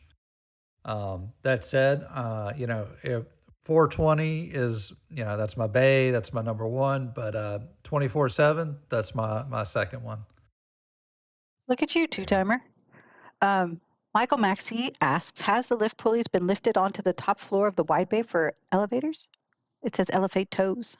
Nope, there is no elevator yet. Yeah, it's there, it's on site, but they just haven't installed yet. And I just realized we only have about 13 minutes left in the stream, so we should hold off on the questions for now. Done. And let's finish talking about just these last few things. So the retaining wall going on the outside, 6-foot wall as required. They're doing it all the way around the outside, 6-foot wall. It would be nice if they put a cover over the whole thing. And I don't know if they can even do that. I haven't looked that up. But to me, there's at least going to be a cover on this. And it's perfectly lined up with that. So it would be really cool if they put a top over the whole thing. I think it should have that kind of protection, but we'll see. Moving on to the orbital launch mount. This is exciting. So there isn't a ton of new stuff down here, but one big thing is the fact that they took the top back off of this, the propellant feed pipes. So there was the 2 large pipes and then the one that was added after the fact, which is either for water or nitrogen. And they just started, I noticed this when I was down there. I saw them welding the pipe above ground. And so I'm glad we were able to figure out exactly where it went before they covered it all up. So no culvert needed, apparently. They just laid it right next to the other pipe. So it's a little bit smaller than the other one. You can see that they're still welding this one right here. And then it connects to this pipe goes behind the berm and up and over onto the top of the control bunker, which is interesting. That means they're either going to put another large. Wait, did they add a container up here? I think they added some. I have to double check that. I feel like they're about to add another bank of what are these called? High pressure. Wow, the word's slipping from me. But yeah, CFPV. essentially, yeah. I think they're going to be adding some additional ones here. The weird thing is, there's a massive flex hose right here. What are you doing, guys? They're flexing. Maybe it goes into the back of this right here. This would be the new one then. If this is new, I think it might be actually. So that's interesting. And of course, we'll never be able to see the label on that. I do know the labels of all of the rest of them, but I don't know if this is actually new, and I'll have to double check on that later. So yeah, that's pretty much the end of the bunker, but it's really interesting that that pipe goes up and onto the roof. It could also go through the roof and and connect to something inside the building, but to me, that's an afterthought. It's like Why don't you just go through the wall? Because there's no space back here, and the problem is that there's a lot left to do. These pipes are not connected to anything, so I didn't realize that before. I explained this in a previous episode that the orbital launch tower and this staging pad are connected. So if you follow the pipes this way, it goes underneath the berm, down here, up and over, all the way down here, and then it goes under the berm, and then connects to the tower, and then goes all the way up the tower. So the launch tower and this launch pad are connected together. The launch mount is connected to the booster staging pad, which is over here. But you can see it's not actually connected to anything on this side. And like I said, I didn't realize before that they have not even connected these either. So any test that you see of the booster and ship happening, it's not coming from the launch mount. I guess it's coming from the actual tower, not the launch mount system. So that's interesting that they haven't connected those yet. Again, and to me, a sign of that being for HLS, because they want to test it now. And also, they don't have a transport stand with a QD on it anyways, so I don't think they even could if they wanted to. By the way, you just said something that really struck me. There's a lot left to do. So last May, when SN15 landed, we were all speculating and thinking, going, it'll be July, August at the earliest, they'll be ready to launch. And then, August came around, we're like, by November, right about the time of Crowfest, right after Halloween, maybe they'll be ready to launch by then. And then we were talking about it at Crowfest, and we said, maybe by February they'll be ready. And here we are, it's March now, still waiting on the launch license, and everywhere you look, there's just so much work we could be doing. Yeah, for sure. It's quite the process. It is one of the most complicated bits of machinery you could ever imagine. The whole integrated facility from building to launching. It's just so much. There's even more pipe work right here. That kind of looks. It's only see one turn. Mostly they're all straight, so I think they'll put another set of them down here. So this is interesting. They haven't started going up the leg yet, so we don't really know what they're for. But there's definitely gonna be some upgrades to the launch mount here soon. This is weird. These panels that we're waiting for them to install somewhere, they've added 2 smaller ones down here, with the little windows on them. Be interesting to see where those end up going. They still have not filled in this hole in the ground. This is where I think the water pipes are coming up from that we have not seen yet, but that's all speculation. The launch mount itself, you're just thinking about somebody with like a gold tooth or something like that. Um, It's my bling. so you could see this white tarp right here. This is basically to stop sheets of ice from falling down and hitting the engines. On most of the rest of the booster, you have things in the way, like the COPVs covers. But down here, you have nothing. It's the most unprotected area. So I think that's what this is to stop. Time them out right from- there. That's something I wanted to ask you about. So I was noticing on a different rocket when it was launching, all the ice falling off of it. I said, there's a lot of humidity down here and a lot of heat and plenty of, great conditions for ice to form on the outside of a uninsulated cryogenic container. Do you think this thing, like the COPV covers there, do you think they're going to be okay taking direct hits repeatedly from the ice? Well, Especially the COPV those- covers will change, I guess. I mean, it'll be interesting to see how they do change, considering the fact, I mean, we know what they look like, but I mean, we don't know if what they'll do with the Starlink mounts, since that part is going to change. I mean, you just made me think also, like, if this requires protection right now, what do you do during the launch? Right. And also I mean, there's just so much ice and they could, in theory, integrate more of the COPVs. You couldn't do it under the skirt. You could do it on top and then run pipes down. There's a lot of ways to skin that cat. You could even make almost an inner stage that is, separate from the rest of the vehicle. But there's a lot of ways you could skin that cat, and plenty of interesting solutions to how to handle that. Just basically removing the bumps. You could even internalize them. I think there's a small possibility that they may just be trying to hide something too. Maybe. The way that's positioned underneath the access hatch is interesting, and I think on ship 20, there's the same tarp sitting there. We know that the hatches have been leaking during cryogenic testing. I wonder if it's something to do with that. I can't think why they would put a tarp down for that. Yeah, you can see it directly under the access hatch. Now, Ship 20's Interesting. doors have been replaced actually yesterday. They were black doors, and now they are shiny. So maybe those are permanent. Maybe they're permanent now. I don't know. Interesting.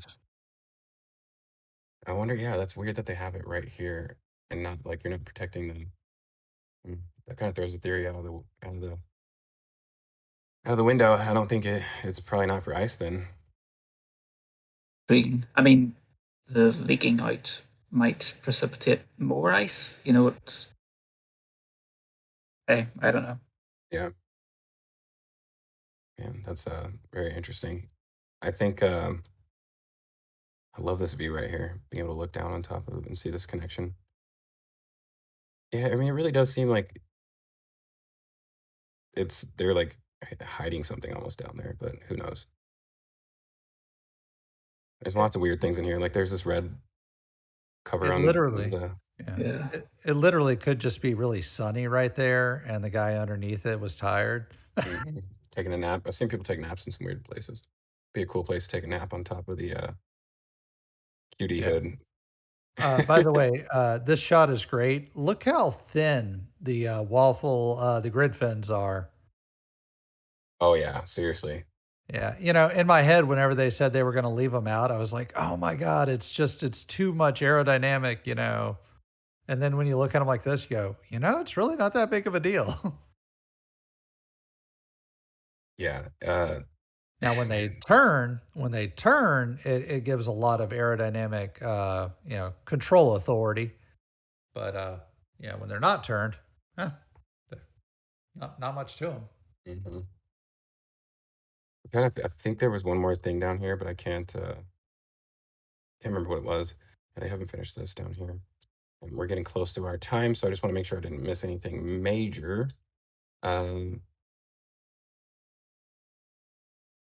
believe that is everything. We're if never we- done. We're Only never quit.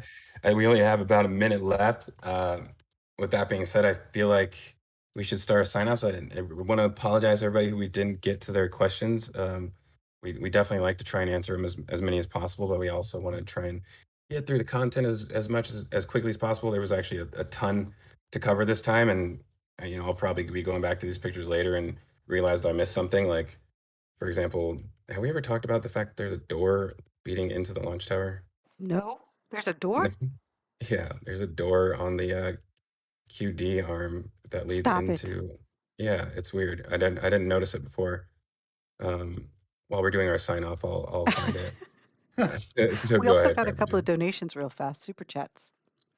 We got a $9.99 donation from Rocket. He says, props to Elon and people of SpaceX for supporting the people of Ukraine. And plus money, super chat, $5. Could they have a little flap door or shoot sats out like a Pez dispenser? Wow, Jeff, that's your I theory. hope so. Here's the door. I don't know how I've never noticed that or before. that's just an archway. This is how they get on the QD arm all the time. Oh, They yeah, just yeah. walk out Oh, through the little We've seen doorway that, onto though, the no? platform. I haven't. I have not been paying attention to this part of the Right, you're launch tower stage because there's zero not as only. much. Well, this is stage 0, but is. I'm waiting for other things on the ground to happen, so I haven't been paying attention to So the your focus tower has as not been so closely. high. Eyes up here, buddy. Yeah, I see for how sure, it is. for sure. Well, I guess with that being said, thank you guys for joining us. We're really happy to be doing this every week, and we hope you guys continue to join us every week. We had got over 500 people in here, even with all the events going on. I was actually thoroughly surprised as many of you came today.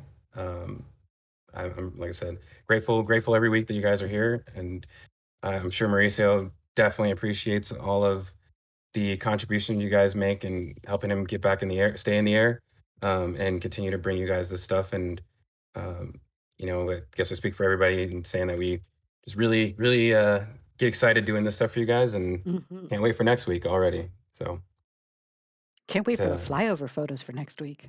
Right. Do we have anything to add? Sam?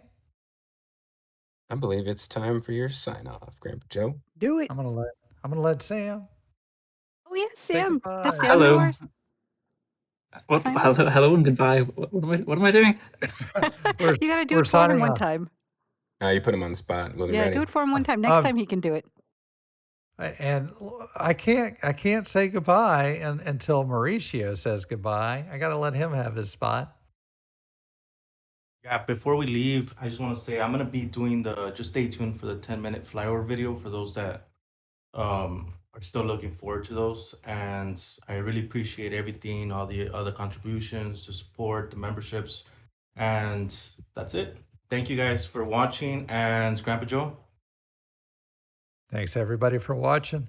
All right, main engine cutoff, stage separation confirmed. Love you. Bye.